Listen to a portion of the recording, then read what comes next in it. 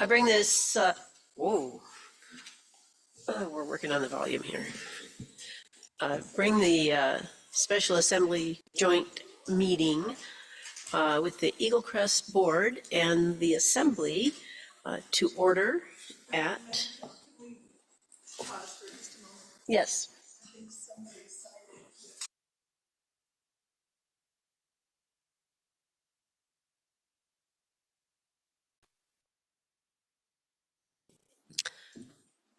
Now, I do it again. Bring the Special Assembly joint meeting with the Eaglecrest Board to order January 10th, 2024 at 5:35 p.m. Mr. Smith, would you please read the land acknowledgement? Of course, Deputy Mayor Hale. We would like to acknowledge that the City and Borough of Juneau is on Tlingit land and wish to honor the indigenous people of this land. For more than 10,000 years, Alaska Native people have been and continue to be integral to the well-being of our community. We are grateful to be in this place, a part of this community, and to honor the culture, traditions, and resilience of the Tlingit people. Gunishish. Thank you, Mr. Smith. Madam Clerk, will you please call roll? Thank you, Madam Deputy Mayor. Ms. Atkinson. Here. Mr. Kelly. Here. And happy birthday, Mr. Kelly. Walla Kinak. Here. Okay. Ms. Wall. Present. Mr. Smith. Here. Ms. Hughes Candies. Here. Mr. Bryson. Present. Deputy Mayor Hill. Here. And I don't see that we've been joined by the mayor yet. Quorum of the assembly is present. She is on. Oh, is she on? Yes. I'm here. Can you hear me? Yes, we can. We will turn you up when we really want to hear. Thank you, Madam Mayor. And with the Eaglecrest Board, Chair Satry, Mike Satry. Jonathan Dale. Thomas Mason, TJ. Stephanie Warpinski. Stephanie's not with us tonight. Norton Gregory, I didn't see. Kevin Crine, not here. And Hannah Shively. And we have 4 members, so a quorum is present of the Eaglecrest Board as well. Thank you, Madam Deputy Mayor. Thank you, Madam Clerk. Before we get started, I'd like everybody to go around and do a brief introduction, perhaps your name and how long you served on whichever entity you're on, and then I will turn the gavel over to Mr. Satry. So, Mr. Bryson. Thank you, Madam Deputy Mayor. Wade Bryson, been on the Assembly for 5 years. I'm the chair of the Public Works and Facilities Committee. Thank you. Thank you. I've been on probably about as many months as Wade is years. Paul Kelly. Hi, everybody. Christine Wall. I am the Eaglecrest liaison, so I've met all of you. It's beginning my 2nd term, and I am also the finance chair, so I'll be making sure we stick to our hour today so we can start our finance committee after this. I'm Ella Atkinson, and like Paul, I was just elected this October, so new to the Assembly. Greg Smith. I've served 4 years on the Assembly, been the Eaglecrest liaison, and I'm a very enthusiastic Eaglecrest client or pass holder, whatever you call it, user. So thanks for all you do. Alicia Hughes Gandy's Assembly for, I think you guys are wrong about your years, but you're breaking my brain. Somewhere in the 4 years-ish. 5 years? 5 years. Wait, you've been on there longer. And enjoyed being your liaison very much, and I'm an enthusiastic user of the Bunny Hill. E. Kester on month 4 of your being your city manager. Dave Scanlon, your Eaglecrest general manager, somehow already at year number 7. They go by fast. Mr. Scanlon, will you please also introduce your staff? Thank you. Perfect. Yes, we have Aaron Lupro, our director of snow sports, rental, retail, and repair, and then also Kristen Strom, our marketing and media manager. Thank you. My name is Hannah Shively, and I've been on the board for 2-ish years, maybe. My name's TJ Mason, or Thomas, and I have been on the board for about like 5-6 months. Good evening, John Dale, avid Eaglecrest user, been on the board for 5 years. Just retired this summer, so now I got a lot more time to go skiing, so looking forward to it. Good on you. My name's Michelle Hale. I've been on the assembly for the 5 plus a little bit years that Mr. Bryson has been on. And I'm deputy mayor, Mr. Satry. Good evening, everyone. Mike Satry, and I'm the current chair of the Eaglecrest board. I believe I'm in the middle of my second term on the board itself. Oh, please, online. Wahalgidak. Yeah, Sangaila Uthlang, the day is getting good, folks. My name is Wasal Girag, or Barbara Blake. I've been Turn on you the up. assembly. Oh, okay. I've been on the assembly for a little over 2 years. You may be muted. Can you hear me? Yes. Do you want me to start over? Please, we haven't heard anything yet. Oh, okay. Sangaila Uthlang, the day is getting good. My name is Wasal Girag, or Barbara Blake.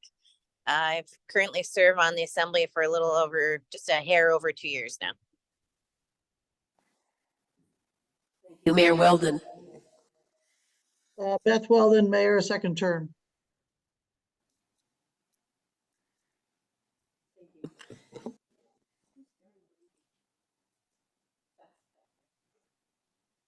Thanks. Mr. Satry, I hand you the gavel. All right. Thank you, Madam Hale. Really appreciate everyone being here this evening. One of the priorities for the Eaglecrest board was to have a joint meeting with the assembly and talk through the many things that we're doing. It's been many years since we've done this. Obviously, lots of things have happened in the past few years that have kept us from doing this, and we really appreciate you all making time in your schedule this evening before you get on your other business to chat with the group. We won't be able to cover everything this evening. Our time is short. We want to focus on a few key items as we go forward. But we really want to encourage not only the Eaglecrest board members to speak up and talk about what they think is a priority, but if you all have questions on the assembly, please let us know, and we'll do our best to answer what we're doing and how we're trying to accomplish it. In your packets, and I know a lot of this was delivered late, and I have a few materials I just brought this evening as well. There is a bit of a modified presentation that Mr. Scanlon gave to the Juneau Chamber of Commerce and some other community groups. It's really there for your reference. I don't want to go through it this evening to take up all of your time. Some of you may know this stuff already, but what I want a little bit for you to take away from this presentation is that while there's a lot of talk out in the media, out in the public about Eaglecrest's future, the board and the staff are really dedicated to what Eaglecrest is doing today.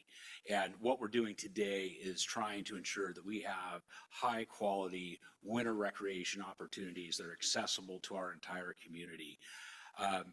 We have had a challenging start to the year, but we're not the only one. If you look up and down the West Coast, really even into the interior and all the way back east, there's not a single ski area that has been able to start under normal operations.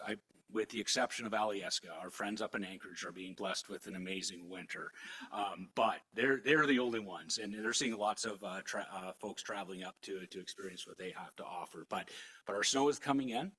And with these temperatures, there's an incredible amount of effort going into snowmaking opportunities. And it's just a real credit to Dave and his staff, every single one of them from top to bottom, who have opened up this year with little and operated with less.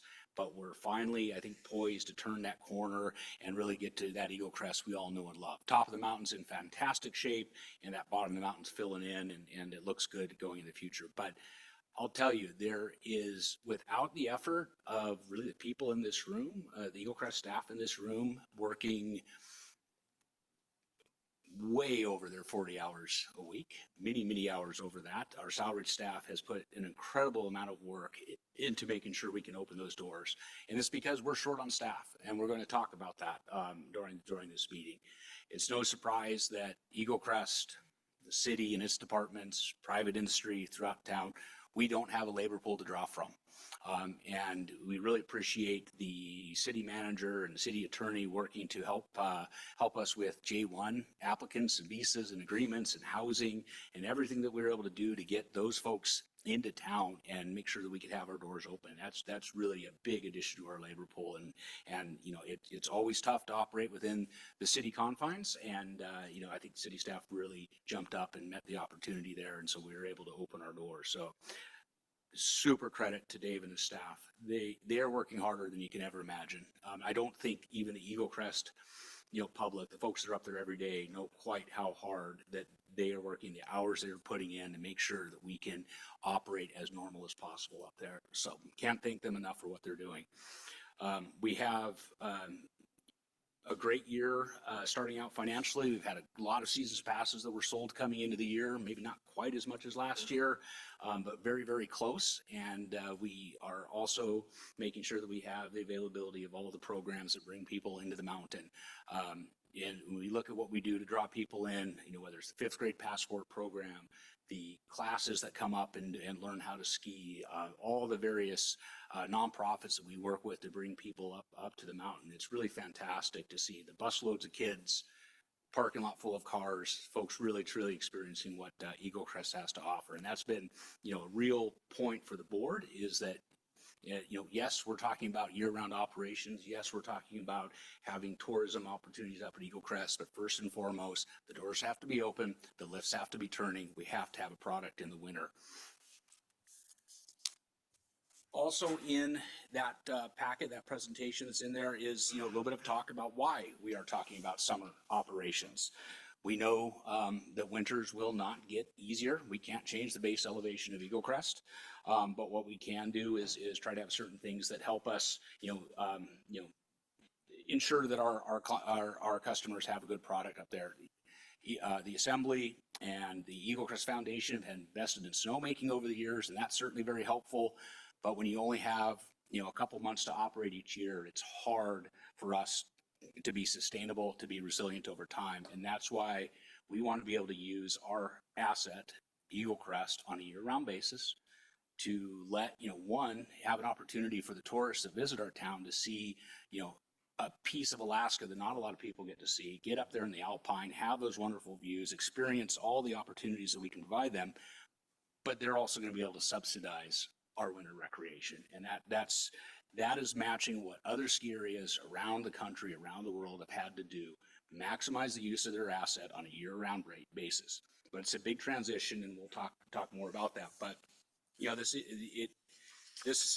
well, I shouldn't say this assembly because we have some new folks, but prior assemblies, you know, stepped up to the plate. We're willing to invest in Eaglecrest with the purchase of the used gondola, and that immediately attracted $10 million in private investment. I mean, I think that shows that the assembly made the right decision. Private industry knows that there is an opportunity here. As an Eaglecrest board, we also knew that the assembly was going to buy the gondola. We had to come up with a way to get it installed. And so that's where that private investment becomes so incredibly important. And Gold Belt is going to be a fantastic partner, you know, really for decades up at Eaglecrest. So we look forward to that partnership going forward. We really thank the Assembly for working through the procurement issues that were presented to them over the course of the last month, but this week, able to move things forward. We have lots of things happening. There's a rough timeline in that presentation, but really what we're looking for is to have the gondola open for the 25-26 winter season, and then in 26 be able to start those summer operations and continue to build from there. And we'll talk about that a little bit further on. But whether we're focused only on our winter opportunities or we're focused on year-round opportunities, our ability to recruit and retain a workforce is a challenge that is getting tougher and tougher to meet. The Assembly has stepped up to the plate over the past few years as we work to increase our wage scale.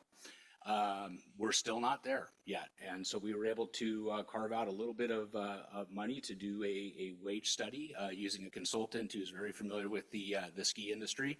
And I want to spend some time on that.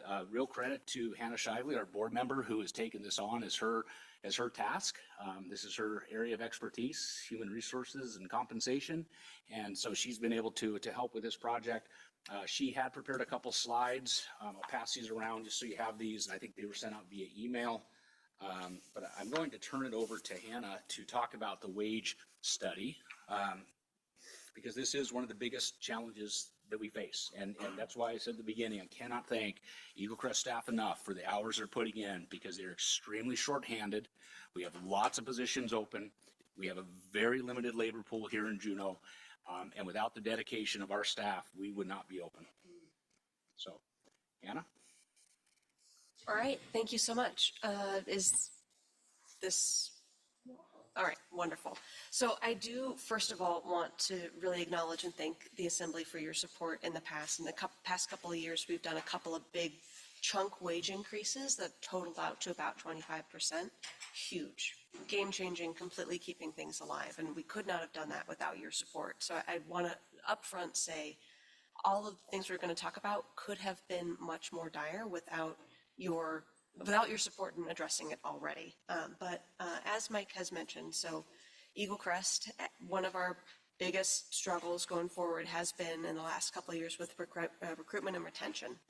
And some of the most apparent reasons for that, as I'm sure you're familiar from other places, are wage competitiveness and housing availability for out-of-town recruits. And Mike is very kind. I'm not a real specialist in wage compensation. And Eaglecrest is an incredibly unique organization. The vast majority of ski areas in this country are privately owned or owned by corporations. Public ski areas are very few and far between, and we don't have a ton of peers in this space. So comparing wages between different types of businesses in different areas with different labor pools can be very difficult. And so we decided to make this investment in this wage survey. We partnered with a research consultancy that helps the National Ski Areas Association conduct their annual wage survey. Fantastic data, really cool.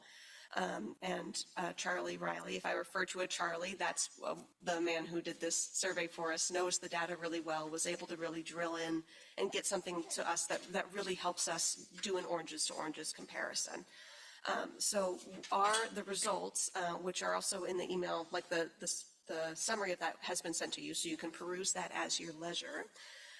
But we kind of compared ourselves to four peer groups to give us a true average. So similar visits per season, similar employee size, similar uphill lift capacity, which is just a really great shorthand for ski areas, and importantly, similar access to an urban or a metro area. And that one is really crucial for Juneau because we have that extra challenge where we can't access labor pools that are in the next town over or the next county over. We can't say live somewhere cheaper and drive up. There's no option. So we're really limited to the local employees and then recruiting outside employees from other ski areas. So from those four categories, the ultimate result of that wage survey is that our wages are, on average, 14% lower than industry standards. And if you take a look at the slides, the second slide on there has our our bottom of the barrel, our bottom 10. And if you look at those that kind of just peruse the titles, there's some of those that kind of make sense intuitively. Lift attendants, ticket sales attendants, line cooks. A lot of that is work where people don't do that year after year. Maybe they do it for 1 or 2 seasons, so they don't get the wage increases that would come from consistent work. So they always end up kind of, our average is lower on the bottom of our wage scale. That follows. But there's a couple of other ones in here that in particular, I think it's important to point out. The mechanic position, like experienced snowmakers, those are hard positions to recruit for. Those are specialized positions, like they probably need to come from inside the ski industry.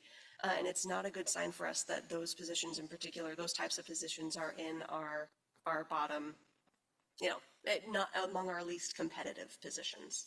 I also think it's important to note that while it worked out that all of our bottom 10 positions here are seasonal positions, it's not necessarily true that our full-time positions are doing much better. I think if I had it out to 11 on here, we would have a manager at lucky number 11. And of the 8 full-time positions that we currently have, some filled, some not, 5 of those are below average, or below 100% of that peer comparison point. And so I do think as well, this is not on the slide, but I would like to acknowledge some successes that we found in here too. One of the priorities with the wage increases in the past couple of years has been to retain talent in our incredibly amazing and very important ski patrol team. And I was bracing for the worst for those kind of positions as well, relatively, but most of those positions came out at 99 or 90%, 96% of average wages. So relatively comparative with our peers. And that was actually really encouraging because it does show that when we're strategic, when we can be clear on how we're trying to compensate, we can actually make that difference. Even if it feels like we're pulling raises out of thin air, like it does make that difference. However, optimism, pessimism. The next thing though is the kicker, which is of course our relative cost of living. So the first slide on the sheet that I handed out is, the color didn't right come out, but they're all labeled. So the bottommost line there at 1 is just US average standard. All right, easy peasy. And then the next line up was our comparative ski areas. So that's the average cost of living for the ski areas that we're comparing ourselves into this survey. And that's at about 103% of US average. All right. And then Juneau is up at 127. And that number we took from the Great Wage Survey, or the JEDC survey already. So everything that we're talking about here in terms of if a position of ours is 14% and below industry standards, or below industry average, I apologize, the competing ski area who's trying to get that person is at 103% of cost of living, and we're at 127%. So hypothetically, if we're trying to hire an outside person for a specialized ski industry role, we're asking them to consider about a 40% real wage difference with the average position that they're being answered elsewhere. And it really puts us at a competitive disadvantage. However, and again, while this is all, let's go to optimism again. The reason that this still works and the reason we have such an amazing ski area still is because people don't make their decisions based on money alone. And I don't have to pitch to you why I think Juneau is an amazing place to live, because I think we probably all agree on that by that point. And it's the reason people work at Eaglecrest is because of how impressive and creative and hardworking the ski area already is. So we squeak by on hiring because you get to come to Eaglecrest, you get to live in Alaska, you get to work at a really cool place, you get to join this cool community, and when you put in effort at the ski area, you're not juicing the stock price for Vail, you're directly contributing to an incredible resource for a community that you're now a part of too. And all of that is to say that it's very demoralizing to see 40% below cost of living and average. But we, strategically as an organization, we don't need to beat out our competitors on wages alone, because we already beat them out on a lot of other ways. Not to say that if we couldn't give everybody a 40% raise, I wouldn't be this board member that would say no to that. But like Eaglecrest is competitive. People want to work here. It's just that for a lot of our positions, when we're in a list, our wages are low enough that we are dismissed out of hand. And when we do get really good candidates and we're working them through, and then they jump on Craigslist and look for apartments, that's when the 27% comes swinging in, and then we lose more to attrition that way too. So the full wage survey has a ton of information on it. If that's something you're interested in, it even breaks it down by each position, breaks it down by which category they're comparing it by. It's going to be really helpful for us when we partner with human resources moving forward in terms of how do we want to be strategic, where can we make the biggest impact with what we have. But I think the most important pieces that I want to take you through, or want you to take away from this, are on the back side of the slides that you have. And it's ultimately that, I feel, the board feels strongly, and I'm sure Eaglecrest employees would feel strongly as well, that as we move forward and as we move to this position of being sustainable and being self-sustaining, we're going to need to make some really important investments in our human capital. It's going to be a critical part of our ability to shift into that full year operation sustainably. And that is recruiting, yes, absolutely. That'll make it easier for sure. But it's also retaining our already really impressive talent base and being a driver for young families, young workers who want to move into Juneau and make that home base. And we can, what a great place to raise your family and work at a ski area. Ultimately, and it's all in the service of creating the opportunity for us local citizens to access our public mountain in more ways, at more times, more consistently, and in ways that are more and more relevant to our lives. So I had a lot of fun with it. It's kind of nitty gritty, but I'd happy to answer any questions if you have them. Well, thank you, Hannah. I really appreciate you presenting this information to the combined group here. It is a priority for the Eaglecrest board to address this issue. We're not here tonight with an ask and saying we need X amount of dollars. We just want to show you the challenge that we're facing, no different than any other department in the city. Everyone is facing these same challenges, but the board's committed to doing something about it.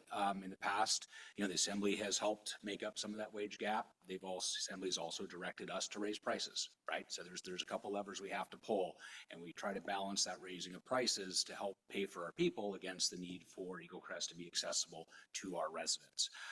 Long term, we think we have some solution to this. Short term, it's still going to be a major issue, and we're going to work with staff to figure out, and not just Dave and his staff, but Katie and her staff, and to make sure to find ways to address this as we go forward, and we'll start detailing those asks to the Assembly. It can't all be done at once, and we know that, and these are some long-term things. But anyways, questions for Hannah? Mr. Bryson.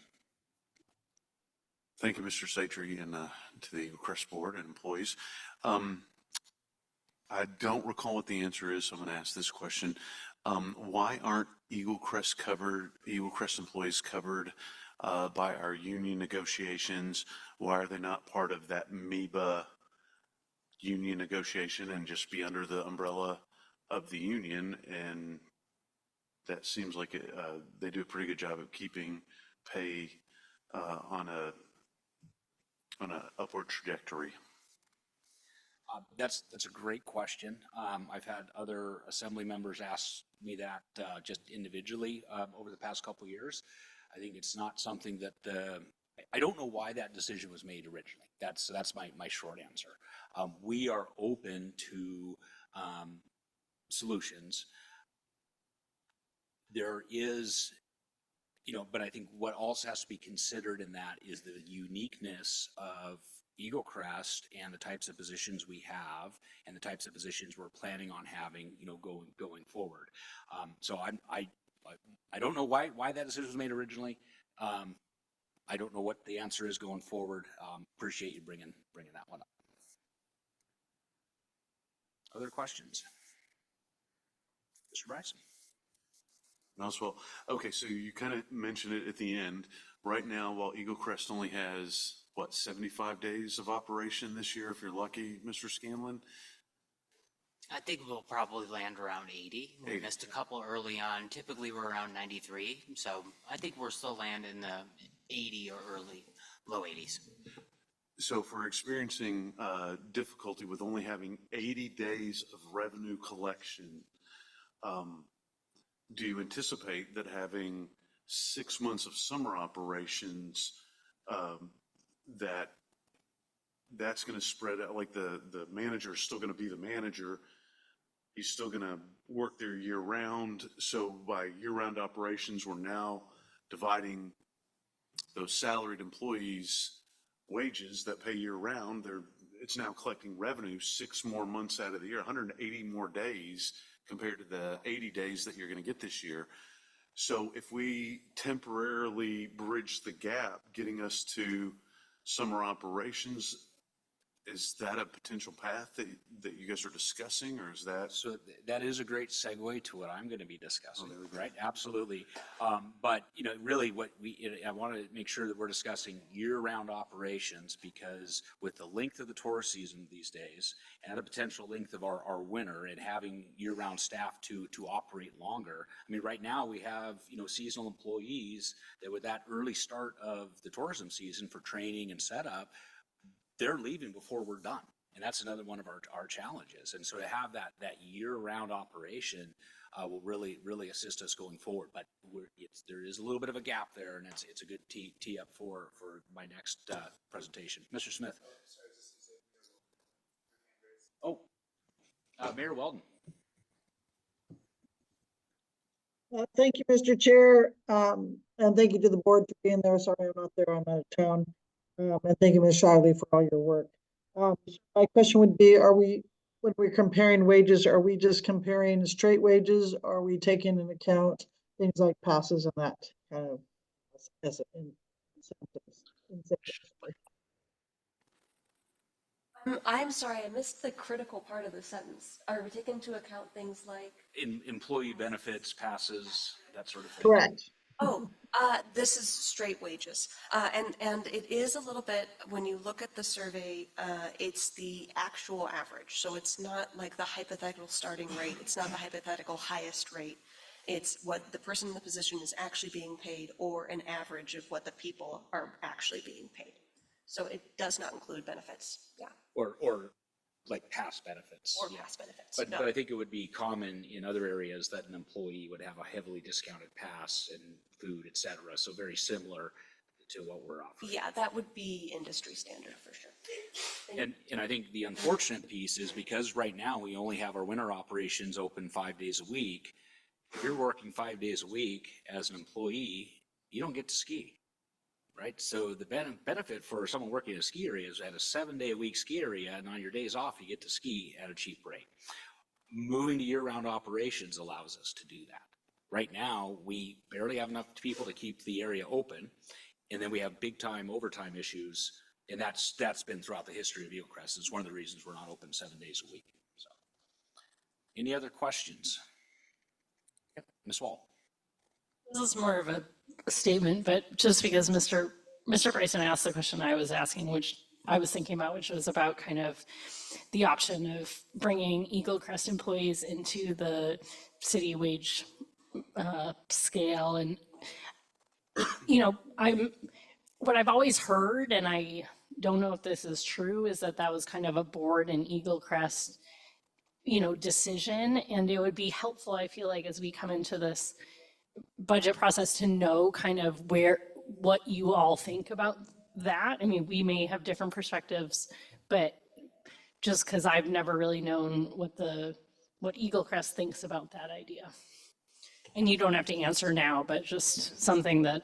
Yeah, I certainly welcome the conversation. I know that my time on the board, we just haven't had that information in front of us. And so, Ms. Kester, maybe that's something that we can work with Human Resources to get on a board agenda of what this would mean, how positions would translate. I mean, I think we're basically starting from an area of zero knowledge on how this would potentially work. So, with that, if that's a direction that the board and the assembly want to go, happy to have that conversation. And I know it's going to cost more money. Like I'm assuming that's probably the reason it hasn't happened in the past, but it would just be good to know what you all, as the managers of Eaglecrest, think about it, so that's clear to us. Yeah, go ahead, Mr. Dale. Thank you, Mr. State Tree. I just think 2 points I want to share with the assembly is this year, going into this year, we have talked about how much more expensive things have been. So we did pretty much across the board raise rates 10%, recognizing that everything's getting more expensive. So rates went up 10%. I don't have the exact number, but I know since Mike and I first started on the board 5 years ago, I think our salaries are up 25%. Is that a generic number? So the board recognizes the investment in people, and we have taken action to try and raise those salaries. And as Hannah said, there's still work to go, but we have done something about it. We're starting. Thanks, sir. All right, well, maybe this is, and Mr. Bryson had set us up for this conversation with his earlier question. And I'm passing around, and apologize for the lateness of the graphic, but a slide really for discussion purposes on kind of where we're at today on revenues and expenses for Eaglecrest and where we are going forward as we move into year-round operations. So I think that slide's made its way around. And let me just explain a little bit. The stacked bars are revenues.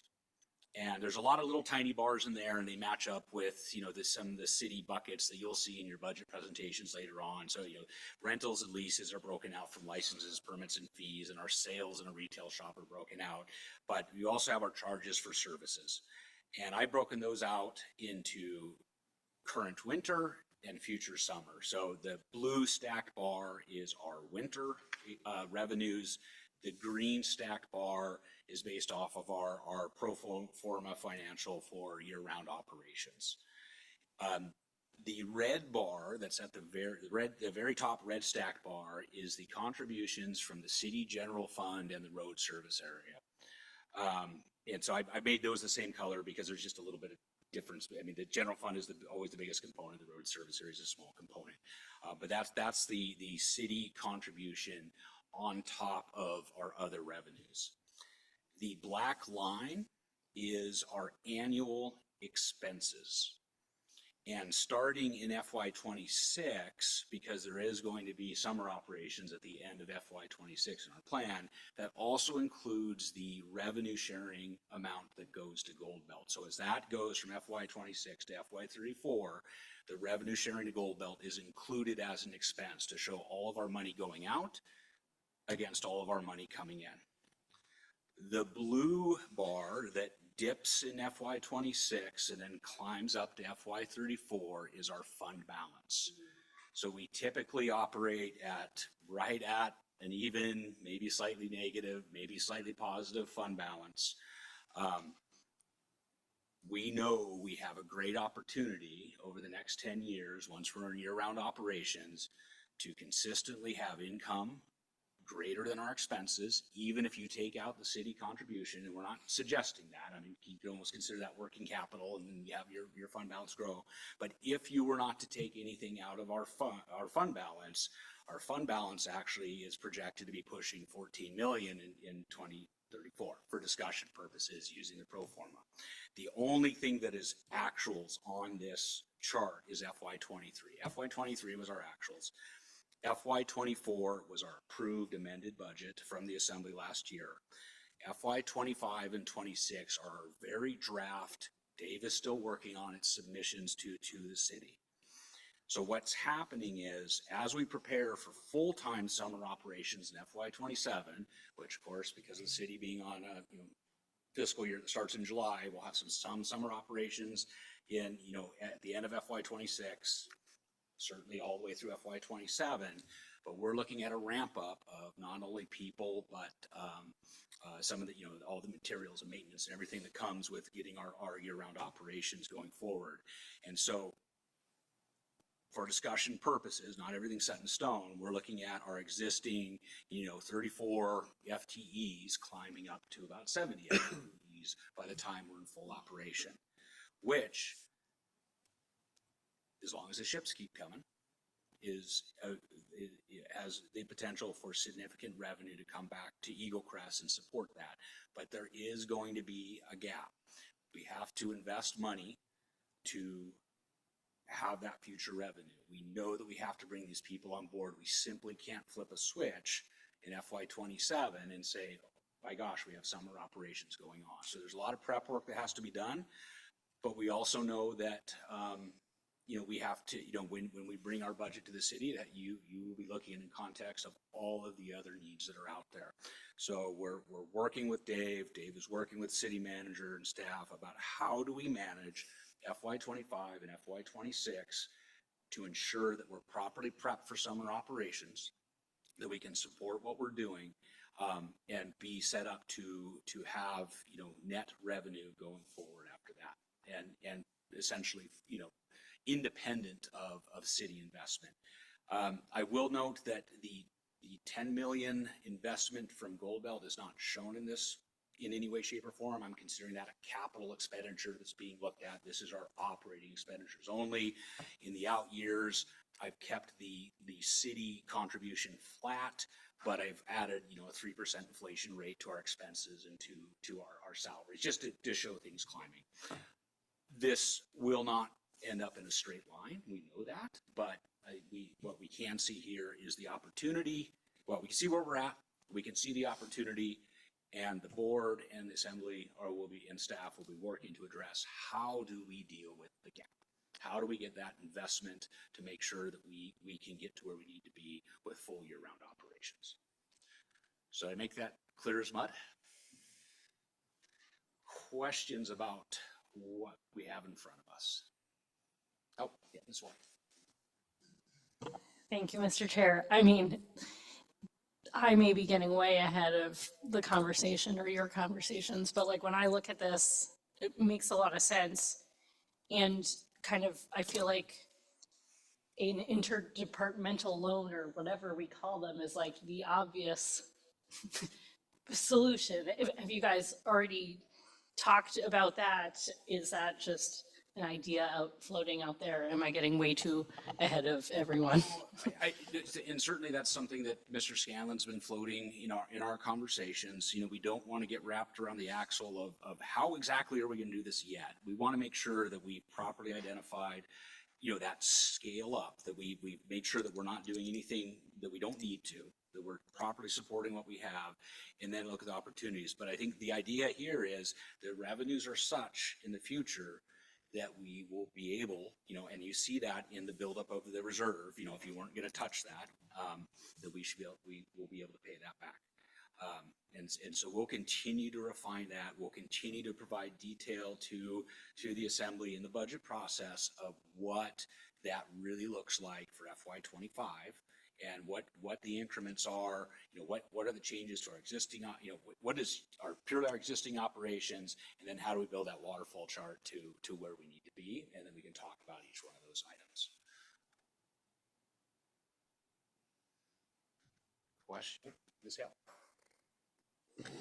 Thank you, Mr. Satry. I have this recollection, and I think it's before the days of COVID and certainly before the days of gondola. I thought when we were talking about summer operations, when we had that task force that was trying to get started, that we were talking about that red bar going to zero because the summer operations would support Eaglecrest. Does anybody else have that recollection, or am I just making that up? So that's a great point. And if you look in the out years of summer operations, if you take away the red bar, we're still good. Yeah. We don't want to make any assumptions about what the assembly is going to do with that contribution long term. You hear some noise about, yep, Eaglecrest needs to be independent. And you also hear some noise that, the assembly, the city has to have skin in the game at Eaglecrest. They don't want to lose control. I think those conversations could be had. I wanted to include them on this for discussion purposes to really show that, hey, we're not planning on this going away. We can decide when that happens, but our expenses are clearly below that line as we go forward, and there may even be more potential opportunity there.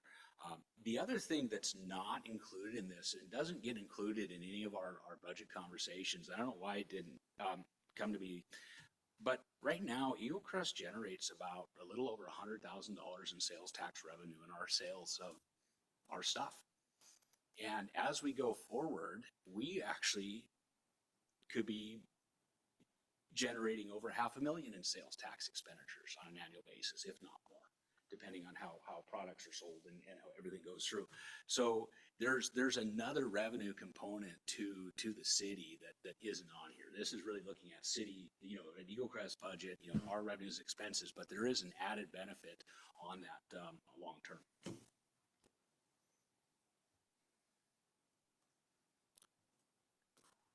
No more questions on that? Thanks. This is good, and I appreciate hearing how you approached it. if no one else has questions about the expenses, you mentioned if those ships keep coming, and I figure you all remember maybe better than I will, but what your projections were in terms of growth when we were still at the decision-making point. Yeah, so one of the things that, I mean, obviously the city and the cruise ships have worked out an agreement that we have a limit on ships. And I think it's great that the parties came together and have that. So it actually gives us a good number on what our we're not necessarily worried about, is it going to be up, is it going to be down? And we know those conversations will be had in the community, but we're basing, the pro forma, this for tonight's discussion is really based on approximately 1.6 million passengers coming to Juneau. And then looking at approximately, when we get to the full, everything going, about 75,000 people being captured from that on an annual basis. And that's really one of those sweet spots in the contract with Gold Bell. And so our partner is really incentivized to help make sure we deliver that number of people, because it maximizes their revenue under the contract. So it's a pretty good, for us, we believe it's a pretty good assumption. And certainly it's a number that, when you start looking at it on a daily basis and you start looking at impacts to the area, it's actually not that many people. But we also look at capturing independent travelers, and then we look at there's going to be, residents' use of this. And one of the things that we're going to be able to do is it'll be a fairly high cost. It'll be, certainly be competitive, but there'll be certainly a premium on what a tourist is paying to come up, because they got to ride a bus and we're going to have all the stuff up for them. But we're going to be selling seasons passes to residents at very cheap rates. And that's one of the things that long term, as we look at budget surplus at Eaglecrest, can we reduce the rates that we're charging residents? Can we, like some ski towns, offer free ski passes to everybody under 12? Just throwing things out there, but it really meets our accessibility goals, not only in the summer, but in. Thanks very much. Yeah, that capture rate is what I was looking for, and that's really helpful. And then the other thing that I want to discuss on this, and it kind of gets into our last item on the agenda, and I know our time's getting a little bit short, but deferred maintenance needs, short-term and long-term. One of the reason I applied for the Eaglecrest board as a longtime user is that I was concerned about our aging infrastructure and wanted to do something about it. It can be very hard to get the investments in Eaglecrest needed to keep us where we need to be when you start stacking them up against all the other opportunities that the Assembly has. One of the, to be honest, one of the criticisms that the board has taken is why did you go after a gondola instead of a replacement for the ptarmigan lift, which is the backbone of our operations, and certainly my favorite lift up there. And our answer is the only way that we're going to get a new ptarmigan is to go into long-term summer operations to be able to spin off this revenue so that we don't have to depend on, CIP requests or a sales tax request that may or may not get voted up or down by the citizens, that we can, do revenue bonds and self-fund our maintenance needs. There's no question that long-term the ptarmigan lift needs to be replaced. And I think the board is committed to finding a way to make that happen. We just know that we have to find a way to do that ourselves, and year-round operations is a way to do that.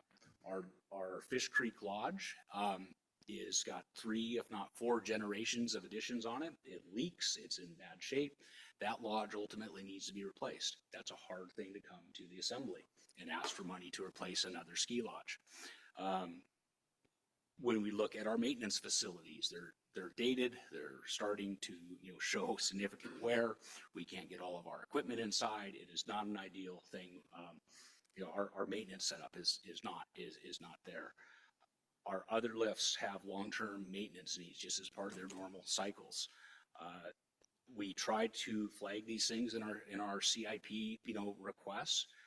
But the reality is we know that our CIP requests are generally capped at a certain amount, and so we work within that to try to maintain what we can. But the big ticket items, lodges, lifts, maintenance facilities, big additions to snowmaking, those are tougher to do. And with what we see going forward with year-round operations, we want to be able to fund that. The board hasn't lost focus on maintaining our existing operations. And I know, John, Mr. Dale, that's been a real concern of yours. I don't know if you wanted to touch on any of that in the few minutes we've got here. Thank you, Mr. Satry. No, I think looking at this chart, we see FY34. Like, I honestly think with the age of our lifts, I mean, some of our lifts are almost as old as Mr. Satry. I mean, that's pretty impressive, right? But yeah. But honestly, I don't know if Eaglecrest would make it to FY34 with the equipment they have. Actually, you know what? They probably wouldn't. And just looking at this and thinking about what it would take, it would be millions. The ptarmigan, the hooter, the black bear, everything is of that age where it would be well over 10 million to even think about keeping Eaglecrest going just with the status quo. So the status quo isn't going to work, and I think the gondola, like Mr. Satry said, this is the way forward. It's going to take some time. It's going to take some support, but I think it's going to work. It's going to keep Eaglecrest going. And I think the key there is that replacing a ptarmigan lift tomorrow does not change our existing revenue structure, right? It's simply a capital project that it would be a huge drain on our reserve. Replacing the lodge, all these things, they don't change. And so that's why we've been pushing for this. And quite frankly, there's been a lot of discussion amongst the Assembly and this community, but truly appreciate the support the Assembly has shown in making sure that we can get to the reality of making Eaglecrest sustainable into the future. Mr. Bryson. Before Mr. Bryson goes, I just want to make a note for the record. Mr. Norton Gregory has joined us, and so he is now in panelist mode if he is wanting to participate. Excellent. Welcome, Norton. Thank you, Mr. Chair. I know this was and I don't know the exact setup, but it was a federal piece of land. We can only recreate on it. Wouldn't that open it up for grant opportunities? Have you guys explored grant opportunities? I believe the city has a grant writer now. Is that correct, Madam Manager? We have a grant manager position. Grant manager. Could we explore the opportunity of recreational grants or DNR grants? Because it was some piece of federal land that allowed us to have Eaglecrest. Maybe they could help fund the future of Eaglecrest. So there's a great question. There's a couple things we want to do. Obviously it's city land now, but because of the Land Water Conservation Fund, there's limitations. We can't sell condos there tomorrow. You can't dispose of land and do that. But we can have recreational activities, summer, winter. But what we can do is look, and this is something that we need to start looking at. I'm glad to know we have some capacity in the manager's office, but are there, basically clean water grants for improving our water and sewage? Are there housing grants available for building employee housing up there, which is something we can do within limitations? And knowing what we had to do with the university to get housing for the J1s, and that was the only way we got them in town, and that's actually provided housing for some of our new employees coming in as well. We have to address that housing issue, and we look forward to finding ways to get grant funding for that, whether it's state or national grant funding to deal with employee housing long term. So yeah, we want to pursue every opportunity to that we can. And being a city operation, our revenues aren't taxed at a state or on a federal basis, right? In fact, we're generating sales tax revenue, but we also have that ability to access grants that maybe a private or that the private industry a corporation would not be able to go after. I know we're within a couple minutes of having to let you guys go to your next committee meeting. TJ or Hannah or John, anything that you wanted to add to the conversation? No. I'm not calling you out. I just want to make sure you had an opportunity to. No, I think you and Hannah did a great job of presenting, and John's input was fantastic. And I want to thank you guys for letting us meet with you and kind of provide our perspective. Any other questions, comments from the Assembly? We really appreciate this time. I know I did a lot of talking. Hannah did a little bit of talking. I hope that as we go forward, we can be a little more interactive on this. Certainly appreciate our liaisons over time. We're able to report back on what the Assembly is doing, and we can have those one-on-one conversations. But please, whether it's through Dave or me directly, the Eaglecrest board is in the CBJ email. If you've got questions, let us know. We're happy to answer them. And a lot of these things that you might have questions on are really being discussed on a regular basis in our committee meetings and in our board meetings. And so we're happy to discuss anything that Eaglecrest is doing. But before we adjourn, I just one more time really want to thank Dave and Kristen and Aaron and all the Eaglecrest staff for working as hard as they have this year to make sure that we still have a quality winter recreational opportunity going on up there. It's amazing work that they do. They do not get enough credit for it. So I want to make sure they get a little credit here this evening. But I will turn the gavel back over to Ms. Hale. Thank you, Mr. Satry, and I echo what Mr. Satry is saying to staff, so thank you so much. And I just also want to make sure that board members here, Eaglecrest board members, know that we're happy, any of us on the assembly are really happy to talk to you about things. So if there's something that you want to bring to just individual members of the assembly, please do. We all have our phone numbers listed on the website. You can call us up, you can send us emails. So we're just happy maybe even to sit down for coffee, that sort of thing. So thanks so much for being here. I really appreciate it. Next on our agenda is, are there any members of the public that would like to testify on non-agenda items? And I see none, so I think that we are done with our meeting, and thank you very much for getting that material in that period of time. And we'll take 5 minutes before we re-adjourn for finance. Thank you. Thanks. Thank you. I call this meeting of the Assembly Finance Committee to order.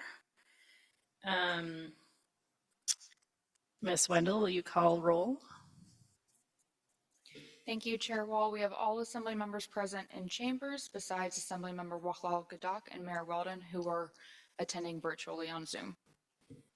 Thank you very much. So brings us to approval of minutes.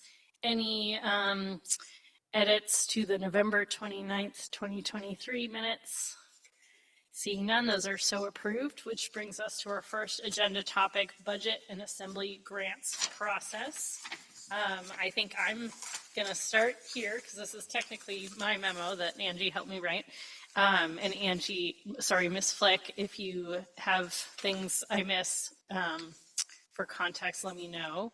Hopefully you had a chance to read this. So the purpose of this memo is really just to recognize that, we do the budget slightly different every year, always making tweaks and improvements. This last year, we definitely struggled with some confusion amongst members about exactly what we were doing when, and so we're trying to, and I think the public also, there was some confusion from the public about what we were doing when, and so we're just trying to get ahead of that and provide some clarity. And so this memo is meant to kind of explain some of the changes that myself and Ms. Flick and Ms. Wendell have been talking about in terms of dealing with community funding requests.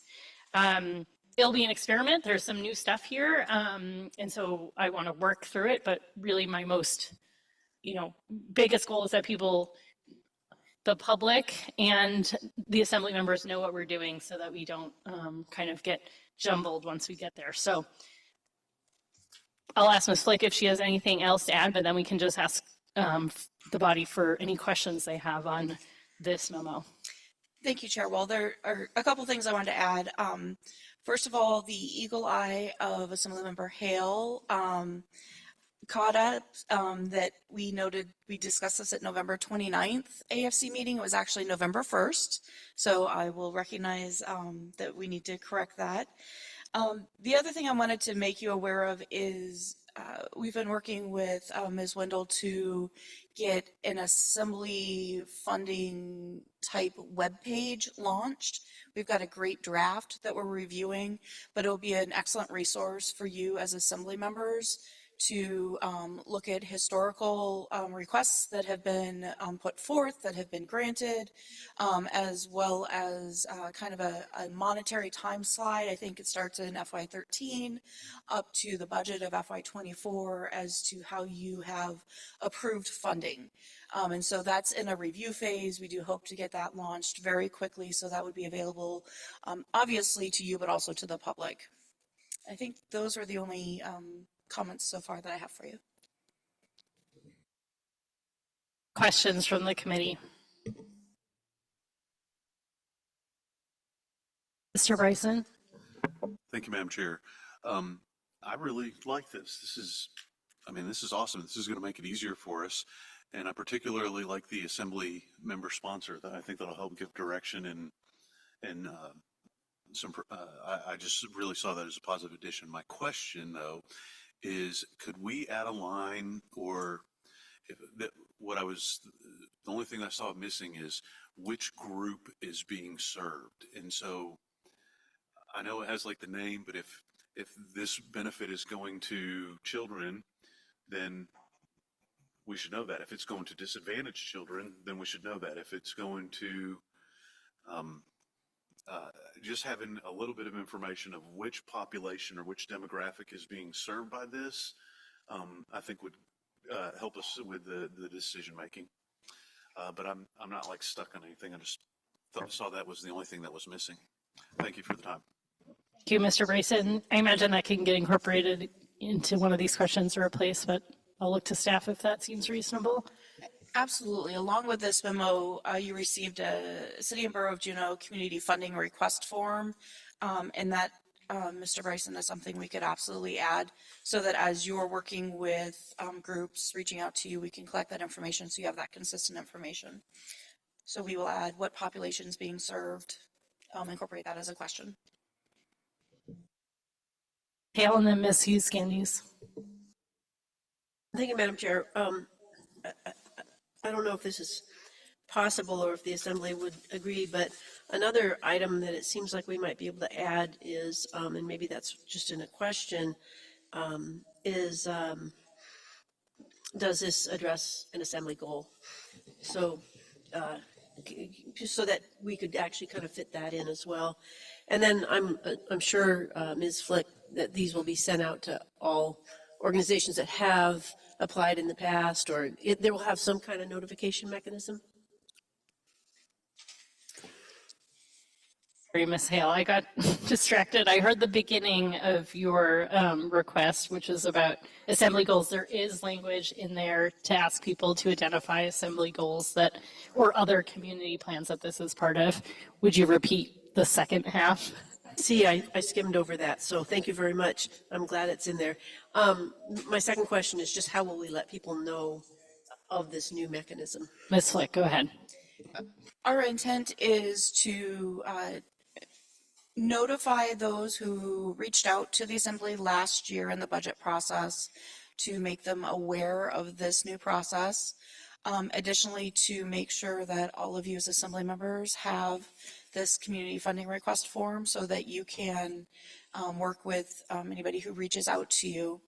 And I think that you pointed out that question number 4 talks about supporting lists where the project is mentioned or supports concepts and planning documents such as assembly goals, legislative priorities, CIP plan, etc.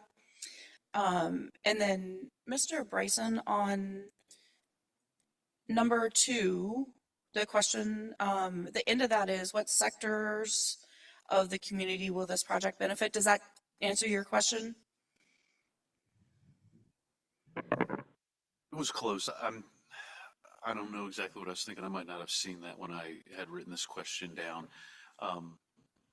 If I come up with a better phrase for it, I'll let everyone know. Thank you. Perfect. Thank you. I'd miss you, Sandys, and then Mr. Smith. Thanks, Madam Chair. And then I didn't hear it just now, Ms. Flick, but just a comment before my question. But will we also be doing like a public announcement just from our, or maybe very deliberately we're not doing a public announcement? And looking at the chair, I see that's the case. Okay. Well, with that, let me try to remember my question. Oh, my question was as to what I like about this is consistency of information. It looks like there's some good thought put into this. I appreciate the required elements that are in there. Since that has not been the case, and we know that sometimes we get like 20 pages and someone else has got 1 page. My question is, by the time we get there, if someone still wants to flood us with a 100-page study that is in support of their sort of standardized information, is the intent to share that all at the same time? Or what would kind of be the phasing of that? Of course, people could always email us, but. Ms. Uscandies, a couple of things to your question, and so I will answer your question, but it may sound like I'm taking it in pieces. With the timeline broken out in the memo, the intent would be for assembly members to basically have this form compiled from the groups that you want to support and to Chair Wool by April 10th. If in that process they provide you with a 100-page document, we would want to provide that to you, because part of the next conversation is what information do you need from the various groups to make a determination of funding or not. And that may be very different. You may be fine with just how this is filled out. You may want a letter of support. You may need a presentation. There's different things that you may need to make a decision. And so the thought is on April 17th, I know we'll get to the calendar next, but for you to determine as a body, here's the list of requests that are being sponsored. We've got some information, and maybe it's just the one page, maybe there's more. What else do we need in order to make a decision? And so I think to your point, when it comes to that decision-making time, we'll ensure that you have a complete packet of everything that's been provided, whether that's additional letters of support, presentation pages, so that those funding decisions, you don't have to piece together parts of different packets. We can make sure that's in a complete package to you. That's great, thank you.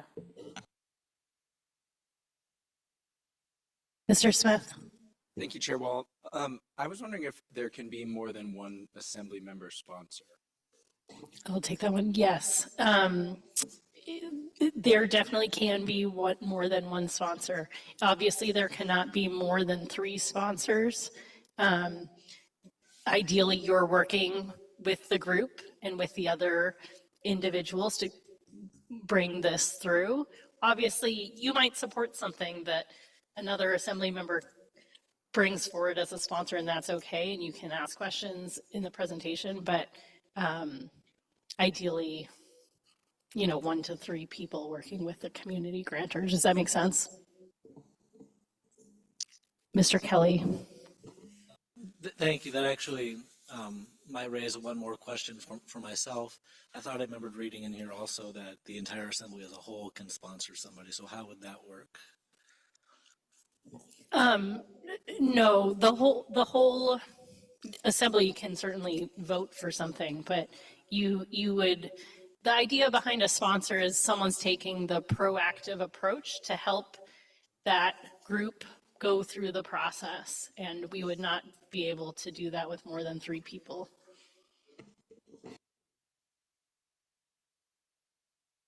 That doesn't make sense. I can clarify, but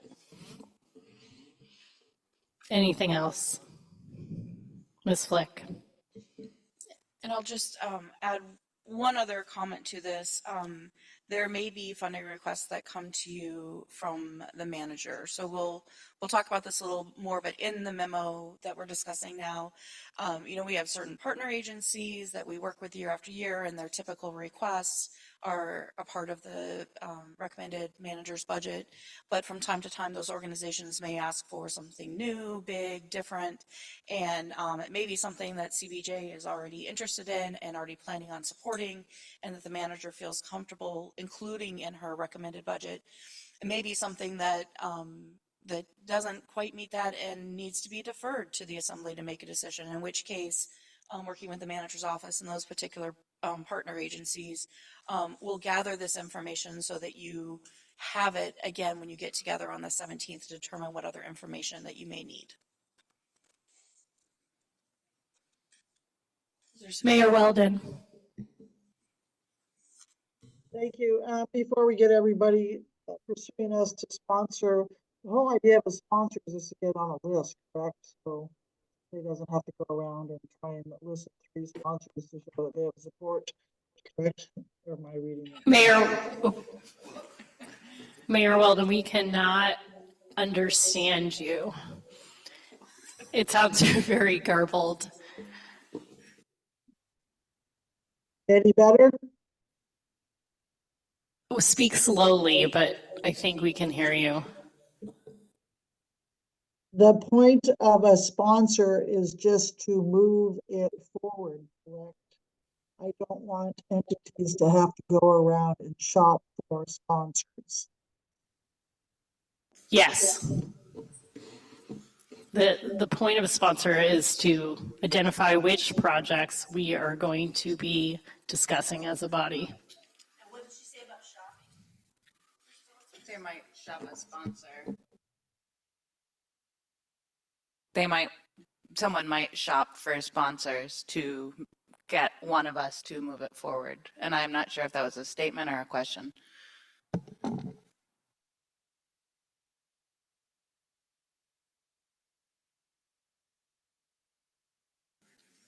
Any other questions?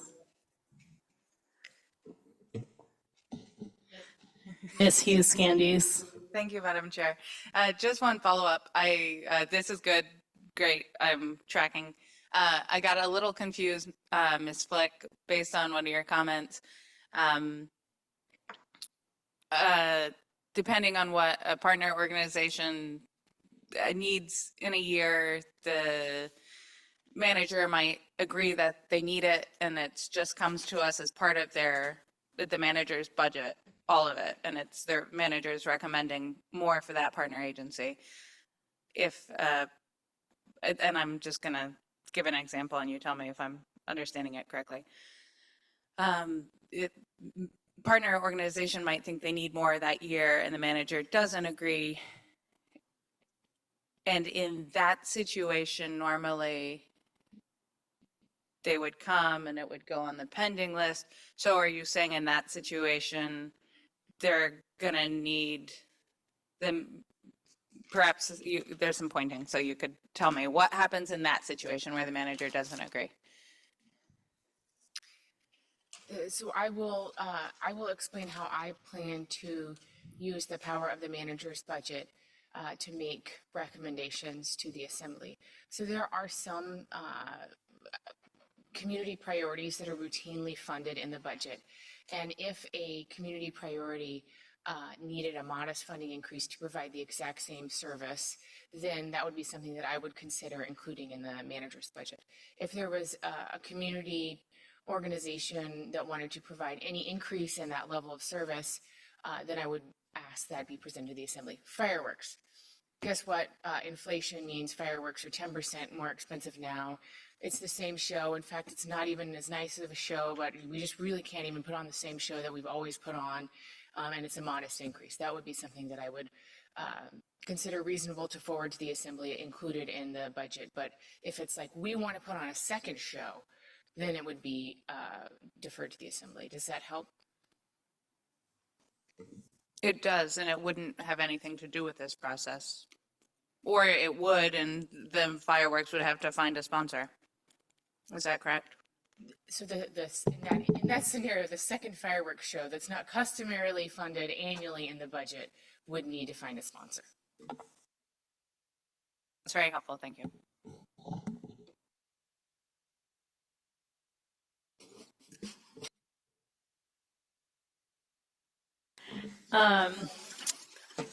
Any other questions? All right, we're going to move on to the calendar. So the other thing that I've discussed with staff, a few people have asked for an alternative calendar for our budget process. There are two versions here, and if it wasn't clear, one is kind of our status quo. The second one is the change that's being made here is doing a lot of our work on a Saturday in order to get some other Wednesday evenings off. And so this was an idea that I don't have a strong opinion on. I I have a preference, but I thought it would make more sense for the body to make that decision. What's your preference, keeping with our same schedule or moving to convening on April 6th for a long Saturday that would allow us fewer Wednesday evening meetings? And I'll ask Ms. Flick if she has additional context to share before I open up for questions. I don't have any additional context to share. It's the same material either way. On the weekend option, I will just note that the week that includes April 10th and the week that includes April 24th, as of today, there are no other assembly meetings on the calendar for those weeks. I will also note that in checking in with the clerk's office regarding assembly member availability for April 6th, no one had reported in that they were out of town for that Saturday, and so it seemed like an appropriate Saturday, and it's the beginning of the process, so we would just kind of do the whole kickoff and then hear from the empowered boards on that day. Ms. Flick, let's start with questions, and then I'd love to hear people's thoughts. Any questions? Mr. Bryson? I think it's a great idea. My concern is bandwidth. While the first half of the day we can absorb the topics and be spot on and be making conscious decisions, we get into hour 6.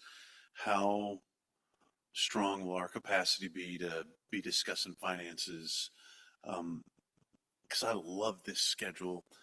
I'm not sure what, like, I'm all for Saturday. I just don't know what the end days, how much information we'll be able to absorb towards the latter half of the day. I think that's my only, that's my question for myself. Thank you, Madam Chair. Any other questions before we go into thoughts? All right. I'd love to hear people's perspective. It's okay. Saw Ms. Hale's hand and then Mr. Kelly. I just wanted to, I'll share my thoughts in a bit, but Mr. Bryson, one of the nice things about this April 6th schedule is that the 5 items at the end of the agenda, the I through M, are presentations by empowered boards. So it's not like we're early on, we are not making decisions anyway. We're just getting information. And I'm reminded of the meeting with the school district during COVID when my brain was shot. So I don't think we'll be that shot, but.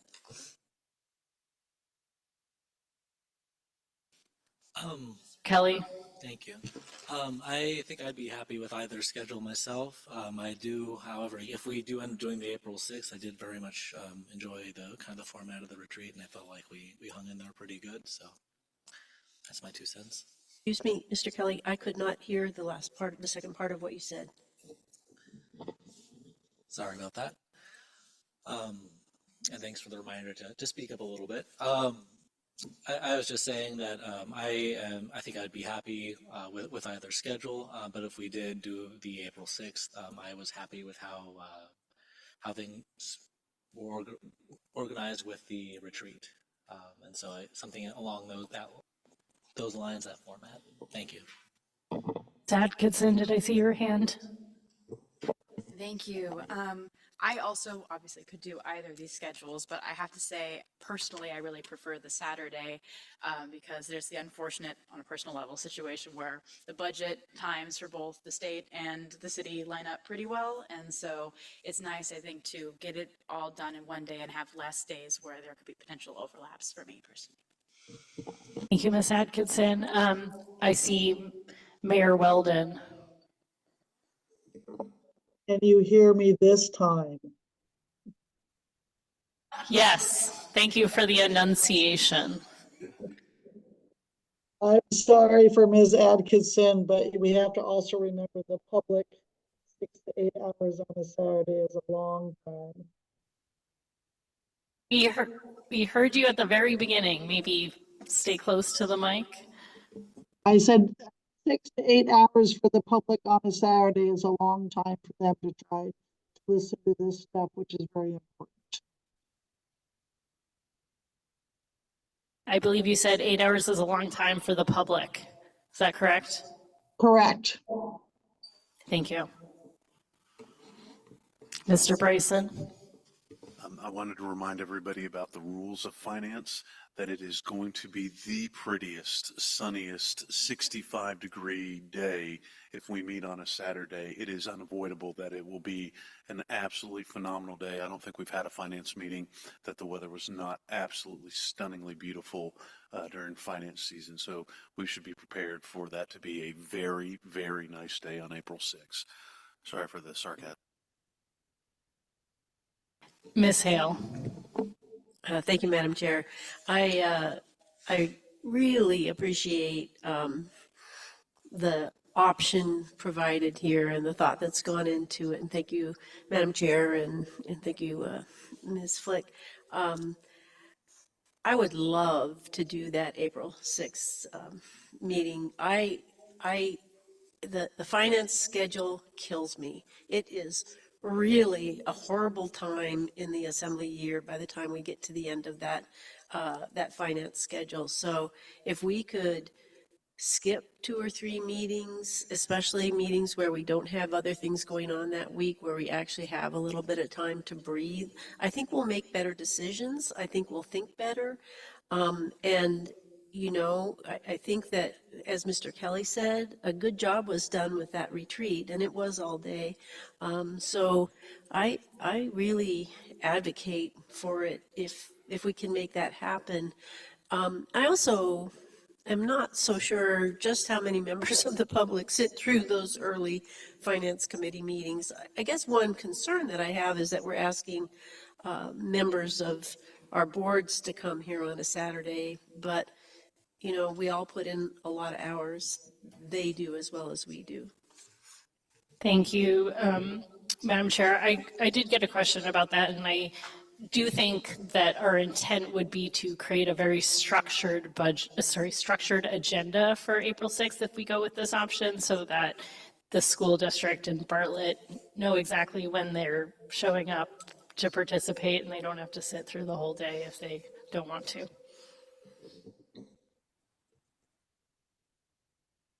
Misuse Candies. Thanks, Madam Chair. Yeah, I appreciate finance staff taking the time to look at this. And thank you for explaining that, Ms. Flick. I was curious why we wouldn't use the 10th and the 24th. Just thinking of statistically, May is our nicest month. So I was trying to think how we get us out earlier in May. That being said, obviously, yes, like other people said, I've done status quo, so I could do that. I'm open to trying this weekend option. I think that Mayor Weldon makes a good point. I'm weighing whether I think that limits public engagement by doing a Saturday meeting. I think you can equally make the case that could boost public engagement. I know for me, the sort of gateway drug to public service started with a couple of random Saturday meetings that I went to, and that's because it worked well for my schedule. So if the rest of the body is open to that, I would be willing to try if people are enthusiastic about doing that. And I think if it was structured well, it could set the stage well for a whole picture budget. So that my 2 cents are leaning towards the new approach. Mr. Bryson, do you have a motion? I do, Madam Chair. I did want to let the newer members know and remind this assembly that the last 3 budget cycles, we passed $500 million budgets with 0 members in the audience. So while that is a component of it. So while we want to make it available to the audience, it's been very available and not had a lot of participation in it. I would move that the Finance Committee direct finance staff to go with the April 6th Saturday option for the finance season this year. And thank you for all that work to get it. Thank you, Mr. Bryson. I missed Wahagidak's hand. Sorry, it's really hard to see on the screen. Yeah, and no problem. I don't have an objection. I was just going to say that I'm in favor, and I like Ms. Hughes-Ganji's idea of maybe more time off in May versus time off in April. That's approaching celebration time, and I know that for part of the end of May, I'll be on a canoe paddling to celebration. So more time off in May we can get, the easier it is for me to coordinate stuff. Thank you. Any objections? All right. See, Mayor Weldon. I think that it's too big of day, especially seeing the school district on there, which we're gonna have our time filled. And I think it's just too many topics. We did do a nice Saturday with the retreat, but that we limited it, if everyone remembers, to 4 topics. And there's over 8 topics. So I think that's just too much of a day. Thank you, Mayor Weldon. Ms. Wendell, will you call roll? Thank you, Chair Wall. On the motion to have the Finance Committee implement the Saturday, April 6th budget calendar option, Assemblymember Bryson, Yes. Mayor Weldon, No. Assemblymember Hughes-Gandies. Yes. Assemblymember Wachlaw Gadak, Yes. Assemblymember Hale, Yes. Assemblymember Atkinson, Yes. Assemblymember Kelly, Yes. Assemblymember Smith, No. Chair Wall. Yes. Motion passes 7 ayes, 2 nays. Thank you, everybody. I definitely hear Mayor Weldon's concerns, and I'd say we'd just really try to create some good packets for everyone in advance that hopefully they can read, observe a lot of information, and will be focused in that meeting and well organized. Chair Wall. Oh, sorry. Mr. Kelly and then Ms. Flick. I saw this snippet of the lead acknowledgement here on Ms. Atkinson's table, and I don't remember, did we actually do the lead acknowledgement today? It is not on the Finance Committee agenda. We did do it during the Eaglecrest board meeting. Sorry about that. Thank you. No worries. Thanks for asking. Ms. Flick. Oh. I just wanted to let you know, with this weekend option, we will make it a very structured Saturday so that we're not wasting anybody's time waiting around for presentations to start and stop. I also wanted to let you know that we will do it here. That way it's easily recorded. If something needs to be available via Zoom, whether that's an assembly member or one of the empowered boards, it's easy to accommodate that. Similar to the retreat, we will try to keep you not sitting all day, well-fed, a little bit of movement, maybe a little bit of fresh air stuck in there. The other thing I wanted to point out is that during May, there are a lot of really important decisions, and we did keep those in May because we find that things percolate up throughout the spring, that we want to make sure that we capture good discussion time when appropriate. However, you'll notice all of the AFC meetings in May have an asterisk that say we might make these shorter and we might combine these. And there are certainly some joint things that we can do to help speed those meetings along, but obviously giving things the due time that they need for proper discussion, debate, and decision time. But just know that this is our plan and that it'll flex a little bit as things come up. But certainly in May, we've got meetings set up where we've got pending lists for action a couple times on here. We may not need them all. We've got assembly grants and community requests. You may not need that many presentations. We may be able to combine some of those meetings together. So we'll just continue to work with Chair Wall and all of you to make sure that the time that we spend together is productive. And you have certainly started this year off fantastic with your control of the weather, because while it was cold, it was beautiful and sunny today. Miss Hughes Candies. Thank you, Madam Chair, and thank you, Ms. Flick. That I was just, it occurred to me, having already voted yes, that uh, less so than attention or being able to absorb information, I just want to make sure that I have sufficient time to really dig into the packet and ask staff question. And then I started panicking of like, oh God, yeah, we're not going to get that like on a Friday and then have that on a Saturday. So, but you reassured me because we get packets so on time. All right, I'm going to bring us to our next agenda topic, program updates for partner agencies. So there's a memo in your packet here highlighting another change, which is, well, I'll ask Ms. Flick to give us the overview here, and then we'll hear from Mr. Holst. Absolutely. So in conjunction with respecting your time through the budget process and all of those consecutive weeks of information, there are some partner agencies that you support year after year that grant on your behalf, that do work on your behalf. And specifically, we're talking about JEDC, Travel Juneau, the Juneau Community Foundation, and JAC, the Juneau Arts and Humanities Council. And so they typically, through the budget process, have given you a presentation about the things that they're doing and then give you a budget request. And so what we're looking to do over the next couple of meetings here is give you that program update in these January, February, and March AFC meetings.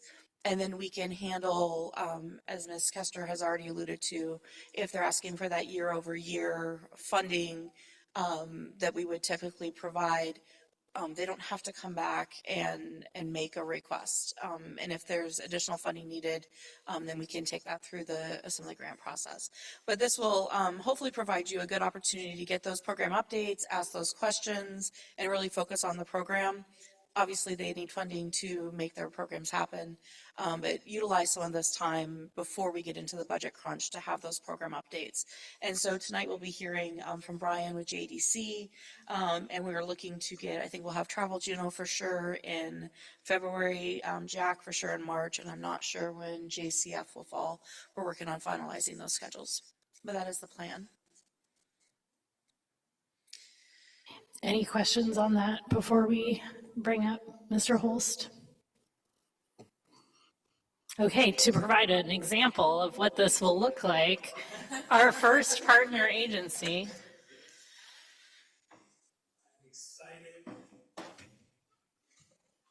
I'm excited to see you all, and I'm excited to be the first to try this.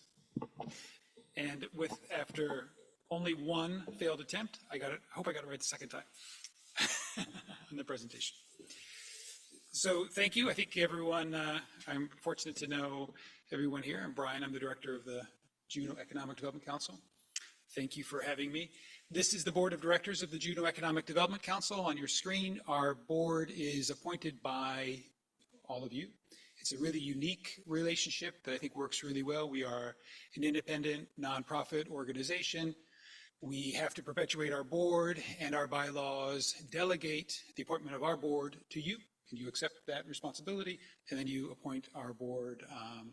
We have 2 permanent seats on our board, the University of Alaska Chancellor and the Mayor of Juneau, plus 9 other board members. And thank you, Ella, for being our liaison. We actually get sometimes we get 2 of you at our meetings, which is great. And these are all volunteer members. Next slide.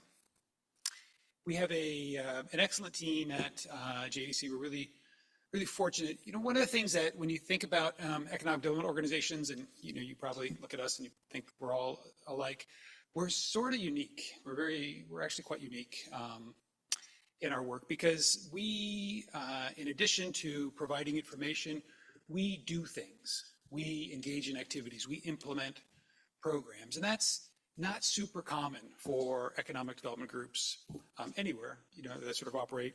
They typically are advocacy, have a few, do studies, do research, and we're sort of an outlier. We had as many as 46 employees at one point this summer. We'll have 40 throughout the summer. We have 20 plus at the moment right now. Not all full-time, but a mix. We actually try really hard to sort of accommodate get the right people and work with their schedule, because we engage in a lot of activities, and that has lots of good benefit for the organization. It allows us to attract an interesting staff, very active staff. By being engaged, I think we learn a lot more about what's going on, and we also do sort of the traditional economic development role. So that's our snapshot of our team. That's sort of the core team at the moment. And next slide, please. So what I want to go through is so our board sets our priorities. We sort of divide it into sort of 5 things we do, right? And so just want to go through really briefly each of those main areas. Getting the look down here. Thank you. Help make Juneau a great capital city. So we're an economic development organization. We're not a community development organization. We could talk about that at greater length, about the distinction that we make there.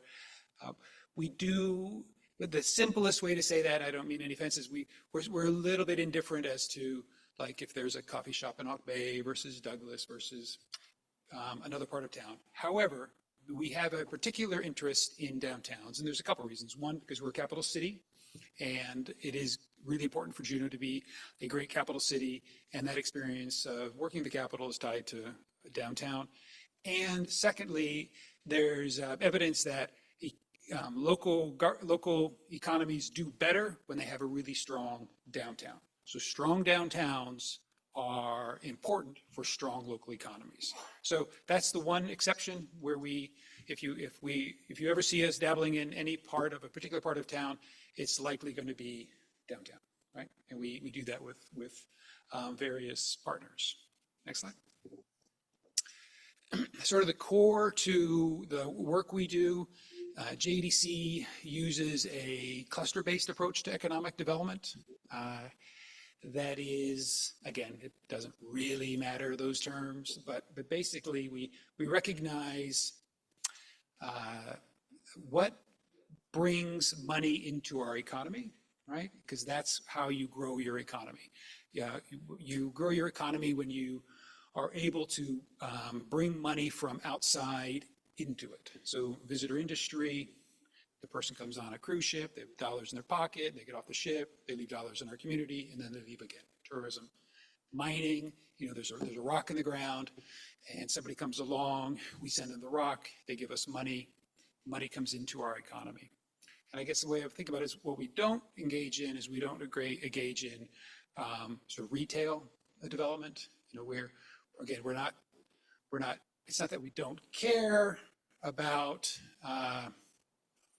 how business is mixed in our community, but a strong retail sector follows a strong economy, right? So we want to focus on the core elements first. And we do that through cluster working groups and various activities, some of which are mentioned here on the slide. One thing I want to mention about this slide is we have our cluster work has been ongoing for almost as long as I've been at JDC. That was something that I really wanted to see as part of this organization. The Forest Service has been a partner on and off over the last few years, and we're excited that the Forest Service is going to do a revision of the Tongass Forest Plan. They're going to announce that plan revision on March 1. We're close to that date. It's no secret. We're sort of in pre-revision, pre-assessment phase. We have an award to assist the Forest Service in some of that work. And for all of us that have been in Southeast for some time, the forest plan, the Tongass Forest Plan, we live in the largest forest in the United States. There is a plan for how the forest is managed. Those plans if everything's going right, they should be updated every 10 years. The forest plan in Southeast Alaska for the Tongass hasn't been updated, hasn't been revised since 1997. And that's really a function of that plan was really developed around harvesting timber from our region. And, you know, I think we're all, anyone that's aware knows that there's been it's fraught with all sorts of interests there. So it is good that the plan is going to be revised because the American people generally look at their forests and see a hugely important value in recreation. And so recreation isn't well reflected in the current plan. And we want to see, the people of the United States want to see, the Forest Service wants to see, and we want to help them see what is the right role for recreation, commercial and non-commercial, in a revised plan for the Tongass. So we're happy that we have a contract to be able to work with the Forest Service over the next few years to help develop that part of the plan. Next slide, please. Promote entrepreneurship and small business. You know, if there's two things you should do in economic development, it's focus on your clusters, which I just talked about, and then support entrepreneurship. Everything else is gravy, right? Even though I still want funding for the other things, everything else, those are the core elements of economic development. And we do a few different activities to support entrepreneurship and small business. We have a revolving loan fund. We've had that for many, many, many years. The Assembly, we managed well. The Assembly formally passed ownership of that loan portfolio to us about 6 or 7 years ago. We still continue to run that portfolio. We also run a small portfolio for the city of Haines as well. Next slide. Develop talent. This is where I get to say something that's really important. Economies are about people. That's right. I think this group understands that. We want to be purposeful, and we also want people to thrive in the economy. And so we do spend some effort in looking at, you know, where the talent is needed for the economy, and that also helps people to have a good livelihood if they can find a good match and be productive in the economy. And we do several activities. We run a statewide robotics program. Super proud of Allison Cooper and the team. We have the highest participation rate of any state in the nation. It's a national program that we selected, you know, a while ago, 15 years ago perhaps, because we wanted to have a really high quality program that we could not reinvent but carry forward. And we're super happy that we're able to run this program really well and have great success throughout the state of Alaska. Yeah, let's keep moving, please. Next slide. Oh, I looked at Angie, not you, sorry. Economic Development Services is sort of the fifth area that we do. And we try very hard to generate resources to fulfill our mission as well. And we won't do anything, but we will deliver services that are aligned with our mission and that can also earn us some resources. And we're pretty successful at that. I'm going to hand out to you 2 pieces of paper, if you take one of each. One is your invitation to the Innovation Summit, but the other is our investment impact. If I may.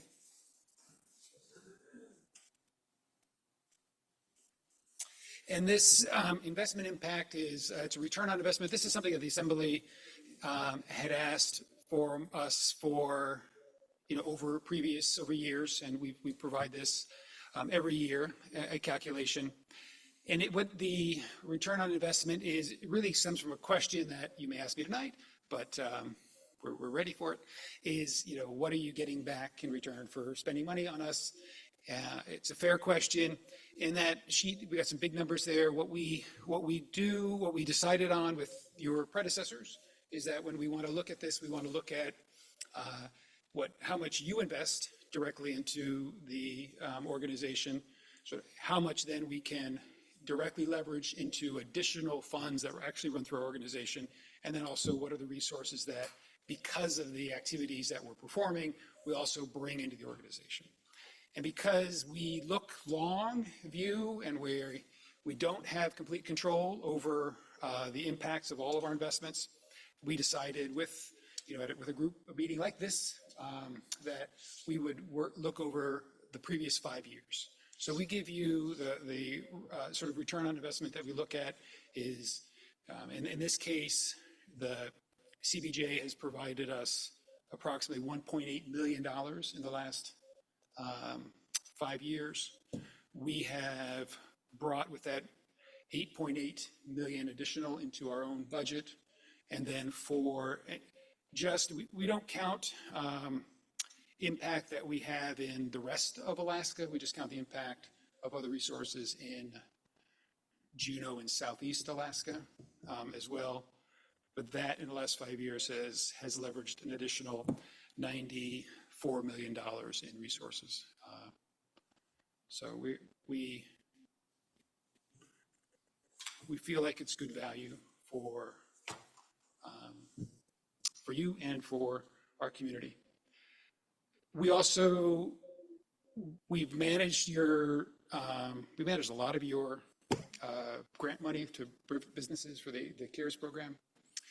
We had 50, 60 staff at one point during the pandemic. It was a grueling period. We're almost done with that work. We have one last contract with the state. We run their ARPA program for the state. There's another $7 or $8 million that we are going to disperse to businesses over the next, we hope, next 2 or 3 months, and be done with that program. As exciting and as fun as they are, I think we're all over COVID, and so we're glad to have that done. Where we manage your loan portfolio, emergency loan portfolio, great success story from the Assembly, moving super quickly to get money out at the beginning of the pandemic, and we've recovered just about most of your money. We're sort of, poor Angie, we're going to turn it over to your staff too. So our agreement with you, our management of your portfolio ends on December 31st. It just ended. We have a few people that are paying back, and then one thing that you didn't give us when we had the program, and we didn't ask for it, but in hindsight, maybe we should have, you didn't really give us tools to recover the money. And I think that was in part because nobody really, but at the time when you gave us $3 million to provide emergency loans, everyone's first concern was, let's help some businesses. And that's what we did. And most of the people, 148 of the 173 paid us back without a problem. We have a few people that haven't. And there's a whole range of stories there. And we continue to ask people to pay us back, but you're going to have to make a decision to what degree you want to collect on these people or not. We've done everything we can at this point. And then just another sort of simple example, very tiny project. But the Juneau Community Foundation raised some funds. People donated to the Juneau Community Foundation when there was the flooding that occurred from the Yokolup last year. And they turned to us and asked us if we would give that money away for them. And so we said, sure. And it's a small amount of money, $30,000, $40,000. People that were impacted applied. We're going through this simple evaluation process that they had some need, and then we'll distribute checks to those people. And because we're in a good financial situation, doesn't cost anyone anything.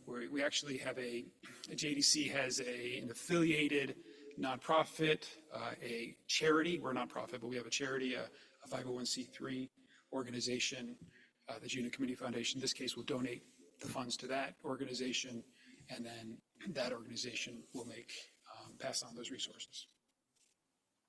Okay. Next. Well, I'm not going too long. I want you to come to the Innovation Summit. We're going to be discussing scenario thinking.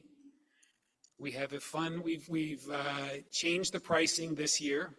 There's no excuse to not come to the Innovation Summit because we give you this whole range of prices, and we promise we're not going to match what you paid with your name tag or anything, because we want it to be super accessible. So you could pay, $495, and you could pay $99, and lots of choices in between. and maybe I'll just skip to the next slide because the reason we're doing scenario thinking is because of just a couple economic slides here that I wanted to bring to your attention. I feel like I shouldn't lose the moment to have the assembly and not talk about the economy ever so slightly. So this is just a sort of a picture of Juneau's economy. I know you have this deck here, but there's a lot going on this slide, but the size of the bubble gives you an indication of sort of the size, number of jobs in a sector. If you look to the far right, you see natural resources and mining. There's quite a few jobs. That's our mining sector. They are also, as you move to the right, higher paying jobs. So you see that natural resources and mining pays well. Federal government, a little bit to the left, pays a little less well, but still pays above the Juneau average, which is right, that number right in the middle, a little over $5,000. And then you see, as you go back, you see some of our jobs that don't quite pay as well. Local government's right there in the middle. And then up and down is we look over the last 5 years just to see sort of basic trend about which direction are they growing or not growing. So like mining is in a great spot, right? Not only does it pay a lot, but it's also a growing sector. State government pays pretty well. That's a big circle. It's kind of hard to see. It's kind of like a couple bubbles, a couple circles on top of it is a big circle, but it's below. It's going down. Jobs. We're losing jobs in Juneau. Next slide. The demographic trends. I want to really make sure everybody in this room is completely cognizant of sort of this outlook of what our community is looking like as we age. And again, for the first time ever, our over 60 population is larger than our under 20 population and continues to head that direction. Next slide. And what do we need to do about it? Well, making babies isn't going to get us there because we have I just feel like I shouldn't make any more comments on that. But our birth rate is 1.31. 2.1 is the replacement rate. So if our population is not going to decline, Juneau needs net migration. Because our birth rate is particularly low, we really need a lot of net migration. We need to attract more people into our community if we don't want to see our population decline. Next slide, please. And here's just some projections. These are projections from the Department of Labor, and what you see is the decline in our overall population. You see a huge decline in our youth, our youngest population, and you see an increase in our oldest population and a diminishment of our workforce. So those are just trends that is our future. When we think about scenarios, we had a little bit of a taste of that at the retreat. It was fun. I appreciated you all participating in that exercise. Is scenario thinking what we're going to be doing at the Innovation Summit, back to that little blue sheet of paper, is that's a tool for strategic planning. It is a way for us to think about actions that we can take today to to anticipate what our future will be.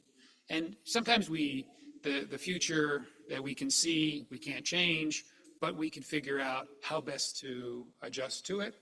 And sometimes there are things that we can do so that we chart a course to a different future. And that's a discussion I think is really important for our community to have regarding our economy as well. Next slide. So this is not a presentation about money. However, I do have one slide here about money. And what I understood, and I hope I understood correctly, is that we appreciate the core support we get from you, and it goes a long way, and we leverage that tremendously. It's really critical for our operation. And then we have identified a few ideas, and if we had any time to discuss them, I would really appreciate it. We have two. We can think of a lot of things that we could do with more money, but here are two things that we think are really important that require more money. One is sort of this Choose Juneau, and whatever we call it, we do have something out there called Choose Juneau, right? Which is it highlights well, it isn't meant to really highlight, but because we are a wonderful place, it does highlight how cool we are. But what it really is supposed to show is what Juneau is like, right? What Juneau is like for somebody that doesn't live in Juneau. But we see clearly that net migration to Juneau is critical, and we need to come up with a strategy and strategies to encourage more people to move to Juneau unless we are perfectly satisfied with the path we're on. So to do that in a more serious way, we see some numbers that, JDC, we're going to invest a bit in that. We'll make a lot more progress a lot more quickly if you put in some money as well. I did some more money as well, right? And then the other is the economic plan. 10 years ago, in 2014, you paid for the development of a Juneau economic plan. You adopted it in February of 2015. That plan is a list of valuable actions to take to support Juneau's economy. I don't know how often you refer to it and look at it and use it. We should, as a community, consider redoing that plan. We should only consider redoing that plan if we have intention of implementing it and following it. So if we wanted to go down that path, our organization would be excited about redoing that plan. I think some of the differences that we would want to see in a plan like this, that the previous plan, there wasn't a lot of emphasis on, which is the relative prioritization, right? Which of these actions are more important for Juneau, and sort of what is the future outcome that we're seeking, so that it becomes a little more strategic in nature. Not easy to do, but that would be, if we were to have a chance to do that, we would try to develop a plan that was along those lines, where it was leading us to a vision that primarily you articulate with lots of input from people in our community. I believe that's it. Thank you. Thank you, Mr. Holst. Excuse me. Questions from the committee? Ms. Hale. Thank you, Madam Chair. Thank you, Mr. Holst. This is very interesting. So the Choose Juneau, as you know, housing is the highest priority for this assembly, and it has been now for several years. And, we just heard from the Eaglecrest board earlier today talking about for staff that they attract that want to come to Juneau, they can't afford to rent and they can't afford to live here and they can't find places. So how does housing figure into the whole Choose Juneau plan? It's great if people choose Juneau, but then if they can't live here because there's no place to live, how does supporting housing figure into that? Yeah, that's a great question. So there are so many things that have to happen in our economy, and what I presented here were two areas where JEDC can add some value. JEDC, we have a request in for passenger fee funds to build non-local seasonal workforce housing. Right? We see that as a huge impediment that it is. I met with the Admiral of the Coast Guard this morning, and she identified that housing was their number one concern amongst the people that serve them here in Juneau. It's just that it's expensive, it's hard to find. So if I made any suggestion that housing wasn't a huge concern, I apologize by not mentioning it. It is critically huge.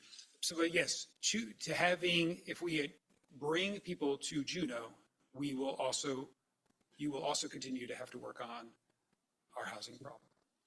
Absolutely.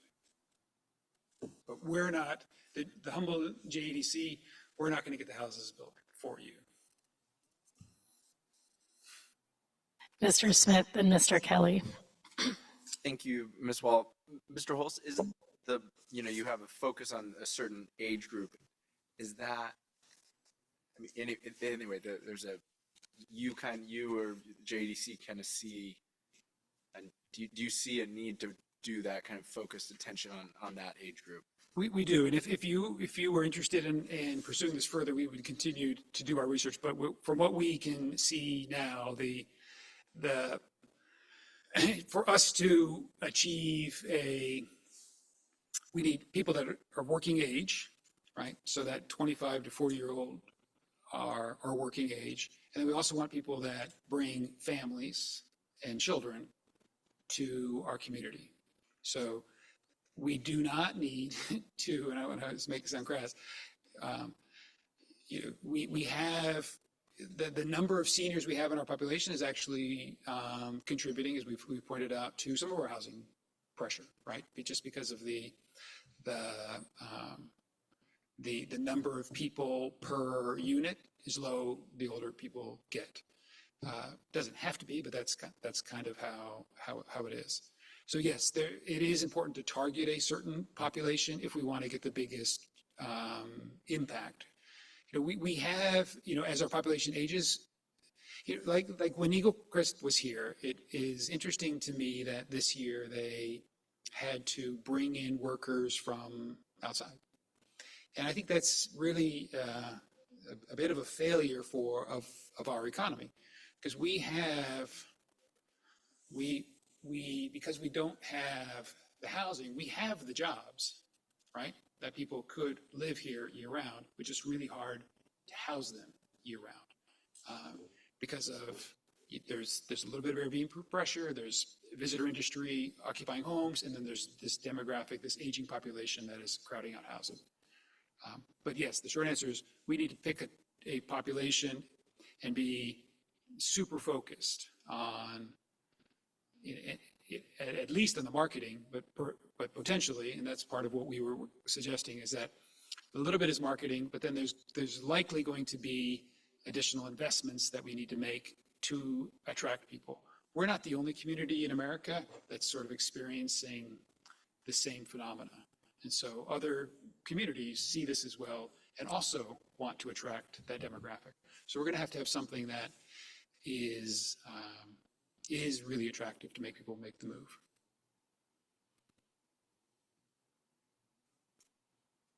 Mr. Kelly?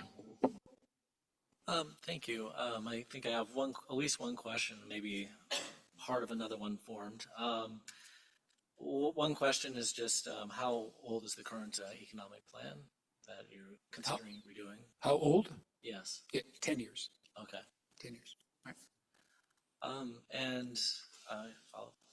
There are other, do you have a follow-up? It actually is another topic. Let me see if there's other folks with questions. Seeing none, Mr. Kelly. Thank you. I guess this is more of a follow-up on Assemblymember Smith's question. So we are talking a lot about in-migration. But what about efforts to keep the current population here? Yeah, changing migration trends is going to be challenging either way. Our demographics are working against us. We're not going to be able to. I gotta be careful. I think the math. If no one ever left Juneau again, we might be able to. Because we do, Alaska in general, and Juneau's not immune to that, we do have a fairly high rate of people coming in and out of our state, right? So an effective program wouldn't just attract new people, but it would keep that age group at a higher rate than we currently do, right? So we'd want to work both sides of that, for sure. Seeing no other questions. Thank you, Mr. Olds, for being here. Really appreciated the work. Really appreciate the work you're doing and your time being here to give us an update. Great. Thank you very much. All right, that brings us to Audit Services Extension. Ms. Flick. Thank you, Chair Wall. I bring this to the Assembly Finance Committee there was discussion about a year ago, I believe, about our audit services. We are at the FY23, which is being audited right now, is the last of our contract with LG Rayfeld. We can and should, from just a pure procurement perspective, be going out for an RFP for those services. However, we feel pretty strongly that we should retain LG Rayfield for another year, mostly because all parts of the greater CBJ organization have experienced leadership changes. New city manager, new finance director here, new CEO, new CFO at Bartlett, new superintendent at the school district. They'll be getting a new director of administrative services at the school district. And having all of that change and have the auditor change poses an opportunity, a risk for things being missed or dropped. So what we would like to do, unless there's opposition, is extend our contract with LG Rayfield for a year. That will give those of us in our new seats another year to get time under our belt, and then come back to you in November if we want to discuss how that RFP looks. I will say, loud and clear, the auditor works for you. And we will be having Karen from LG Rayfield come to our March AFC meeting and give an update on all of the audit information before you dive into the budget process. And so that absolutely is up to you. I did, before preparing this memo and sending it to you, reach out to the superintendent of schools and to the CFO of Bartlett to let them know that we are recommending this. Superintendent Hauser said that'd be great. We think that's a good idea. Bartlett did not respond. They didn't respond positively or negatively. And so we move forward bringing this to you. So I guess that's all I have to say. I can take questions. Questions for Ms. Flick? Mr. Bryson?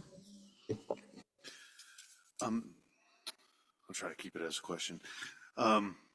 So, Ms. Flick, didn't the Bartlett board last year write a memo that they strongly advocated to have a healthcare professional auditor? That was the ask last year.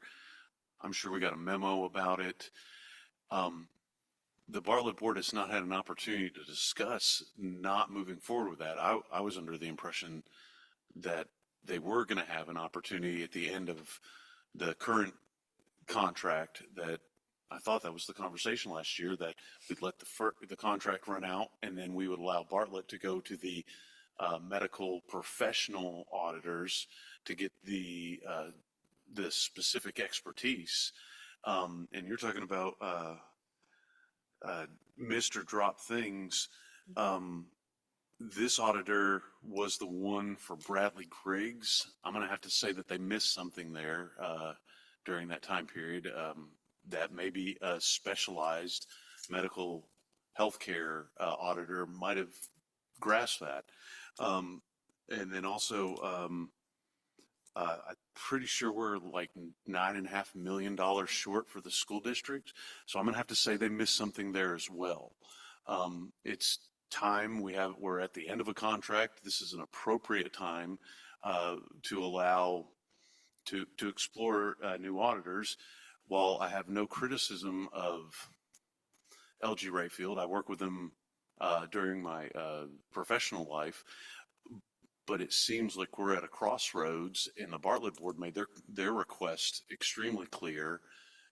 What has come up, we knew they were going through changes at that time too.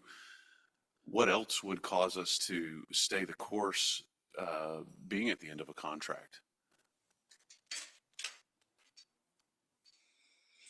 Mr. Bryson, the Bartlett CEO, Mr. Keith, who's no longer there, was who was definitely advocating and wrote a memo. And I believe that was at your February 1st, 2023 meeting. So about just over or a little less than a year ago. And they did want to solicit their own auditor. And they also wanted to use the other auditor to help streamline their business services. And if I'm recalling correctly at that meeting, there was a motion to table the discussion until later in the year. And I believe Mr. Rogers also suggested that one mechanism we could use is to create an RFP such that people could choose to provide all three elements of our audit. So the school district, the Bartlett, and the city, or any combination of one of the three. And so with a brand new CFO there, and an interim, the interim CEO there, we haven't had a chance to draft a scope of work of what they were looking for with those managers there. And just to the school district's issue, the auditor looks at the financial transactions that have occurred. And part of the issue that the school district is facing is a budget issue, which is not necessarily something that the auditor would find. Although one of the items that came up in the presentation yesterday at the school district was discovered and reported by the auditors. So they have done some work in there.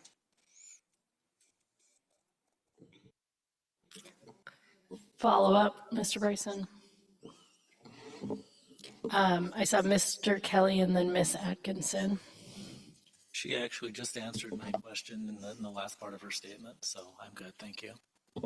Miss Atkinson. Thank you, Chair Wall. So if we were to keep LG Rayfield on for another year, would that be a way potentially to figure out retroactively what happened with the school district? Once those are, what would they be able to take a look at what might have gone wrong now?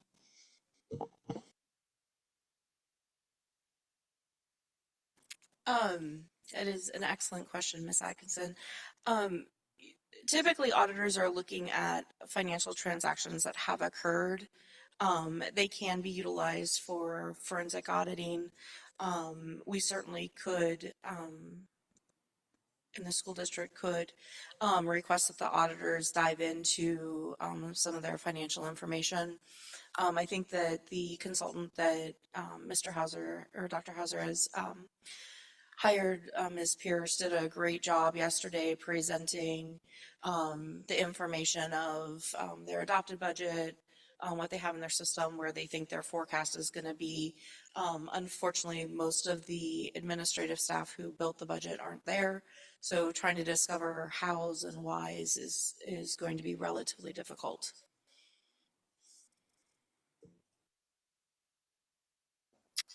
Not seeing any other questions. The way this is written here, staff would move forward on extending the contract unless the assembly provides other direction. So I guess I'll see if there are assembly members who want to provide other direction.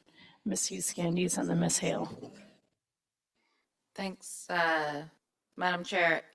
I think given Ms. Flick's comments and looking at the content of this memo, that makes a lot of sense to me. There has been quite a lot of turnover. It was already tabled. We've had satisfactory service, I feel like, as assembly with LG Rayfield. So I would be in support of extending this and then talking about it at that time, what that RFP would look like and what sort of services we're looking for. I'll leave it there. Ms. Hale. Thank you, Madam Chair. I'm really uncomfortable with what hasn't changed is we've got most of the same people on the Bartlett board as were there last year, and the Bartlett board felt very strongly about moving forward and being able to actually seek other options for auditing. And I don't feel comfortable going this direction without the board having had a chance to talk about this. And they haven't, as far as I understand it. This has not come up at a board meeting. They don't know. This is going to take them by surprise. So, and I just don't think that's fair. I mean, why do we appoint boards if not to do the job of instructing those who work for them to run the entities that they oversee? So I would be comfortable moving forward with CBJ overall and the school district, but without allowing the board even a chance to know this is happening, but it just happens, I don't feel comfortable with that. Thank you, Ms. Hale. I'll use this opportunity just to ask a question. You know, timeline here, do we need to make this decision if we wanted to give the hospital board an opportunity to wait? I'm not saying it would change my decision, but I hear Ms. Hale that they deserve a chance to speak. I was under the impression that it was the CEO, so I apologize that I didn't think to make sure the board had an opportunity, but Ms. Fleck. There is some time. There's not a ton of time. We, all things being perfect, probably would have put out a request for proposal beginning of December, so that we could make a decision in the February timeframe, get through the contracts, and an auditor could do groundwork. So our experience with LG Rayfield is that they typically do some pre-audit work in the April, May, June kind of time frame. And if a different auditor were selected, which would be fine, I mean, that would come out as part of the RFP process, they would definitely want to take advantage of a time to learn the organizations that they're going to then be auditing. I do think that there is some time to let the Bartlett board talk about that. I did reach out to the CFO to let him know we were considering that, with the expectation that he would have those conversations as needed. But I have not heard back from them either way, from my peer as staff. Mr. Bryson and then Mr. Smith. Thank you, Madam Chair. So I spoke with the president of the Bartlett board, and the board absolutely had not heard of this, because the last impression the board had is that they most likely would get to go get a medically or a healthcare specific auditor. That's what they've been talking about. I'm the new liaison to Bartlett board, and even when I was in the onboarding session with the interim, is it Mr. Warden, or the interim CEO, and Kenny Solomon Gross was there, and they discussed there's so many intricacies of healthcare that having healthcare experts do that level of auditing, they're gonna see stuff that that they just have insight on, and it's such a complex thing. That's why they have people specialize in healthcare. They have the same issue with attorneys. You can have an attorney that generalizes in law, but they go down when in healthcare, they take a topic and they have a specialist on like a specific topic of healthcare, because the healthcare thing is so complicated. I'm siding with Ms. Hale here. We should really give the Bartlett board an opportunity to understand why we want to wait one more year, if that's what we're going to ask them to do. But there are significantly good reasons to allow Bartlett to get medically specific or healthcare specific experts to help them solve the problem that we want them to solve. And I think that they are onto something, knowing that with healthcare there comes an extra level of knowledge that needs to be applied here. I'm going to have to, and the next Bartlett board meeting is on January 23rd. So if we gave it to them, they could take it up at that meeting. Thank you for the time. Mr. Smith and Ms. Hughes Candies. Thank you, Chair Walt. There's an incredibly challenging situation with the school district right now that they need financial input and assistance on. It obviously wasn't that I'm okay giving the Bartlett board a month to try to give us a very compelling reason why they should be able to do their own auditor.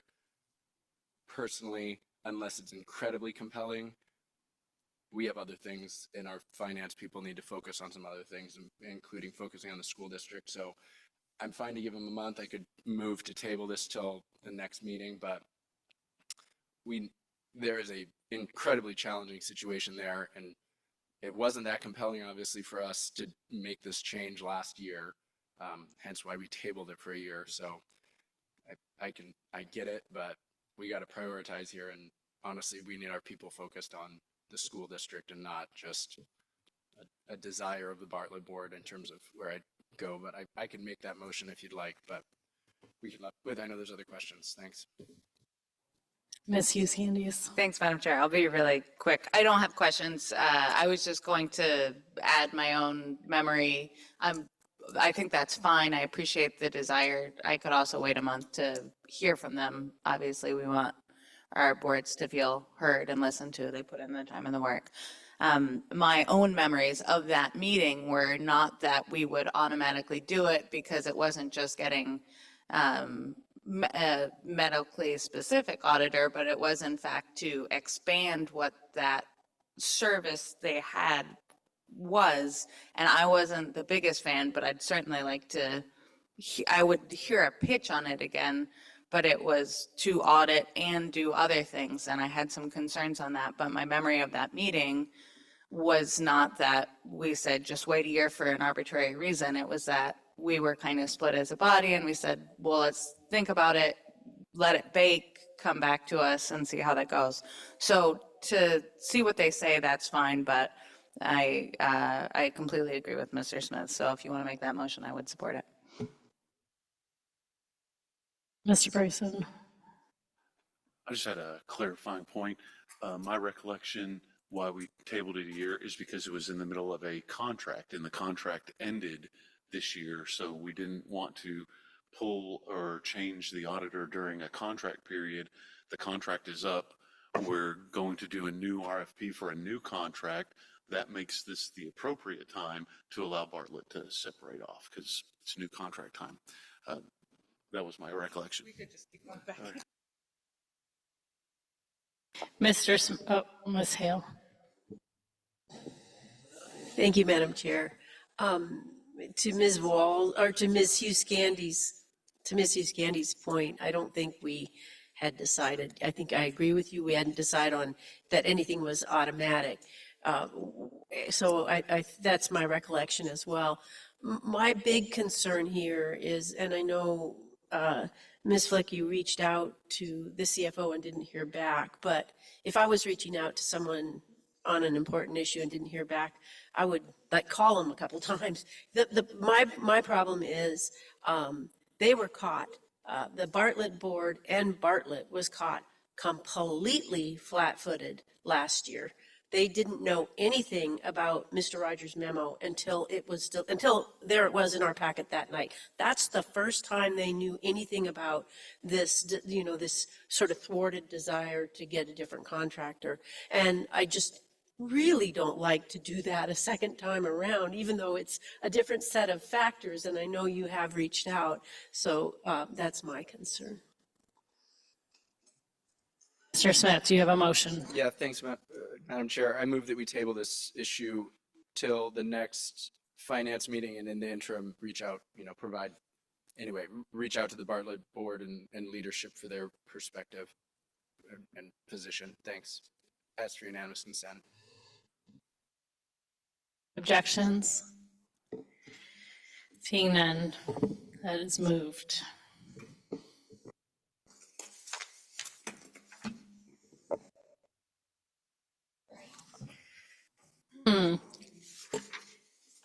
We just have one more substantive topic here, which is AEYC. How are people doing for breaks? Let's just go. Okay. All right. Madam Manager, is this you? I know Ms. Scheidler is on the phone for questions, but Madam Manager, if you have some words for us. Yes, thank you. So, this request is a holdover from the 2023 budget decision. If you recall, AEYC requested supplemental funding for the Parents as Teachers program. Parents as Teachers is a program that supports teachers to kind of bridge that gap on increasing knowledge of early childhood development, providing direct intervention in health and developmental delay issues, and helping children get school ready. And it's a state-funded program, but the state has not provided sufficient funding for the program. And so the decision in the 2023 budget by the Assembly at that time was to wait and see if the state would come through with full funding for this program. The state did not. So the state met about 65% of the program need, and the program need for this year is an additional $65,000. So the ask this year, or I guess the consideration for the Assembly is if you are supportive of providing that supplemental funding for parents as teachers and supporting that program, there are a couple of funding options. One would be to redirect funds that are in the Child Care Business Startup Program. That is funding that was originally allocated from the allocated to help new childcare businesses start up, and we've only had one childcare business take advantage of that program, probably because the hurdles are great to that industry, as you all know. So there is funding available to transfer to AUIC. Alternatively, you could direct staff to request a supplemental request of general fund, or of course you could decide that the program funding is sufficient, and that we're happy to have a Parents as Teachers program in Juneau at any level. So I'm happy to answer any questions that I can about the kind of funding mechanisms that I've been briefed on from our subject matter expert, Deputy Manager Barr, and Ms. Scheibler can answer questions about the program. Thank you. Ms. Candies. Thank you, Madam Chair. I just want to make sure I was understanding the options in the memo correctly. So the 20,000 that's been spent thus far, which is great, that's out of that 120,000. So we could say just fund Parents as Teachers for $65,000, and there would still be 40-ish left for if anyone else should show up and clear those hurdles. Is that correct? Correct.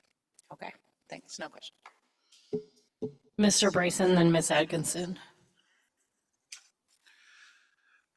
So if we increase the funding to the full funding level, does this create additional childcare spaces, or does full funding just supplement existing childcare spaces? Are we moving the needle by giving this full funding? Thank you for that question, Assemblymember Bryson. My understanding is it doesn't create any new childcare opportunities or spaces for our community. What it does is provide additional staffing to help the families that use the Parents as Teacher program. So the Parents as Teacher program is not childcare, it's in-home support for parents to learn parenting skills.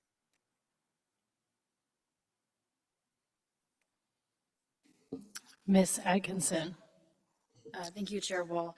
Kind of following up on Ms. Huskandi's question, if we end up with 40,000 left in this fund, I don't know if this is a thing that we know, is 20,000 about the amount it would take, is an average amount you think it would take to have a new childcare business startup? So we could say there's maybe roughly room for 2 more there should other people choose to make use of that fund?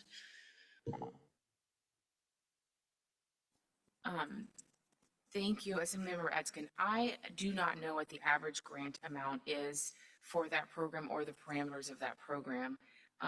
So I can't answer that question since we've only had one. But I can certainly come back to you and try to do some research on that. Ms. Hale. Thank you, Madam Chair. If we were to go the route of funding the extra Parent as Teachers need through the startup fund, and we had requests for starting new businesses that exceeded the amount of that fund in only the 5.5 months left in this fiscal year. Madam Manager, would you come to us and tell us you need more money for the Child Care Business Startup Fund? That would be reasonable given the Assembly's focus on childcare and providing additional childcare spots in our community. Thank you. And if you're ready, I have a motion. I'm told that Ms. Scheibler has raised her hand, so maybe she has some more context to the questions we asked, if we can bring her on, and then a motion would be great, Ms. Hale.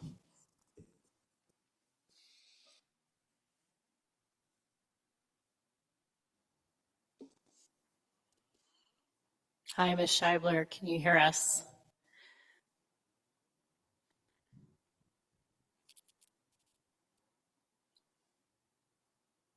Hi there, can you all hear me?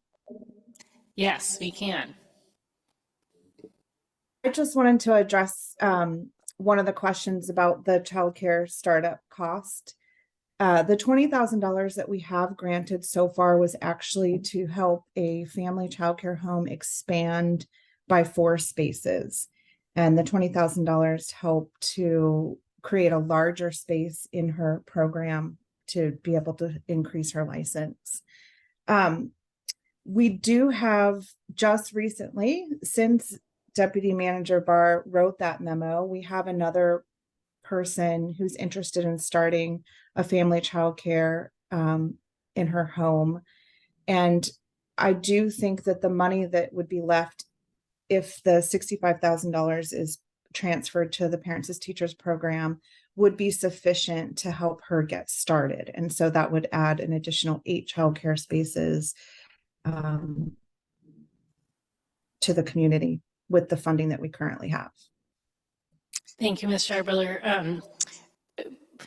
That's helpful.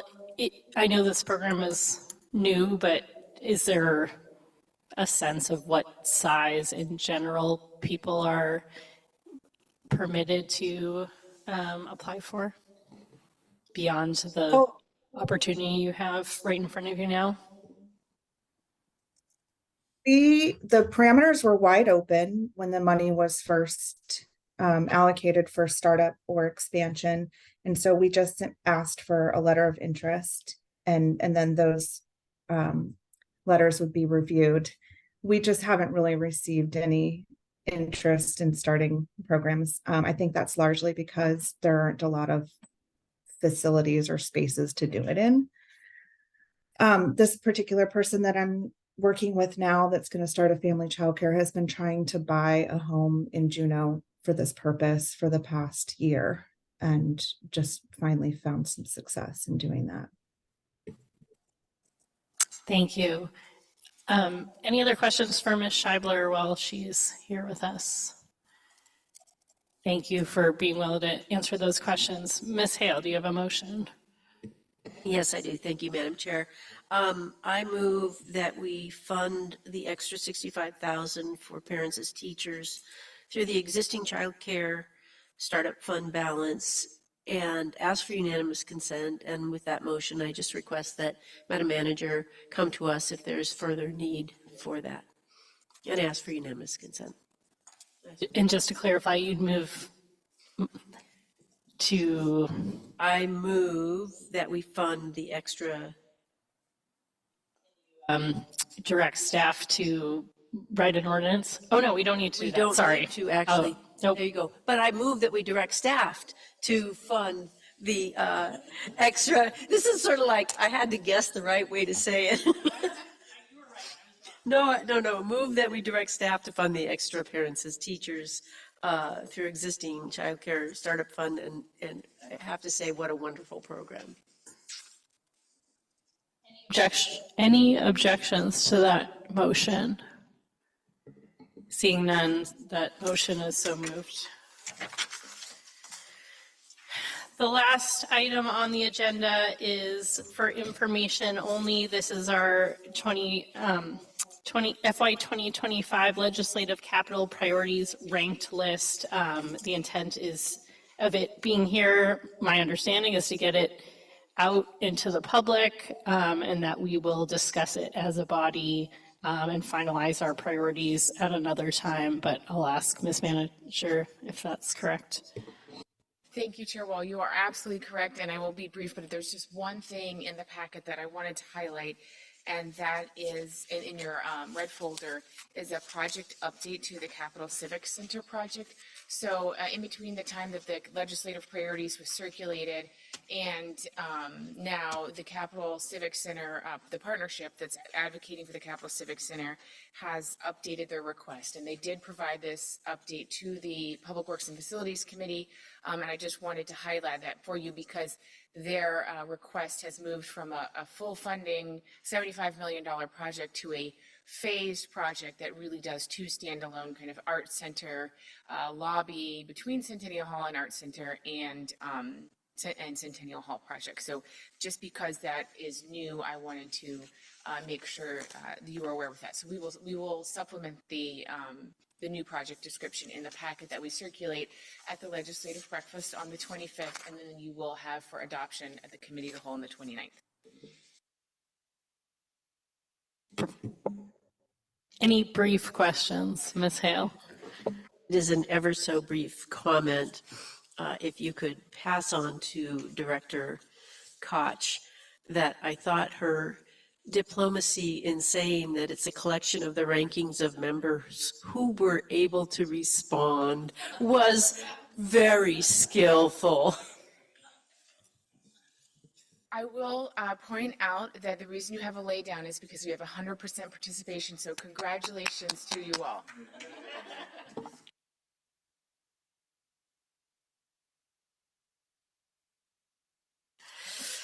Excellent. Thank you, everybody. That brings us to our next meeting date, February 7th, which is not Valentine's Day. And with that, we are adjourned.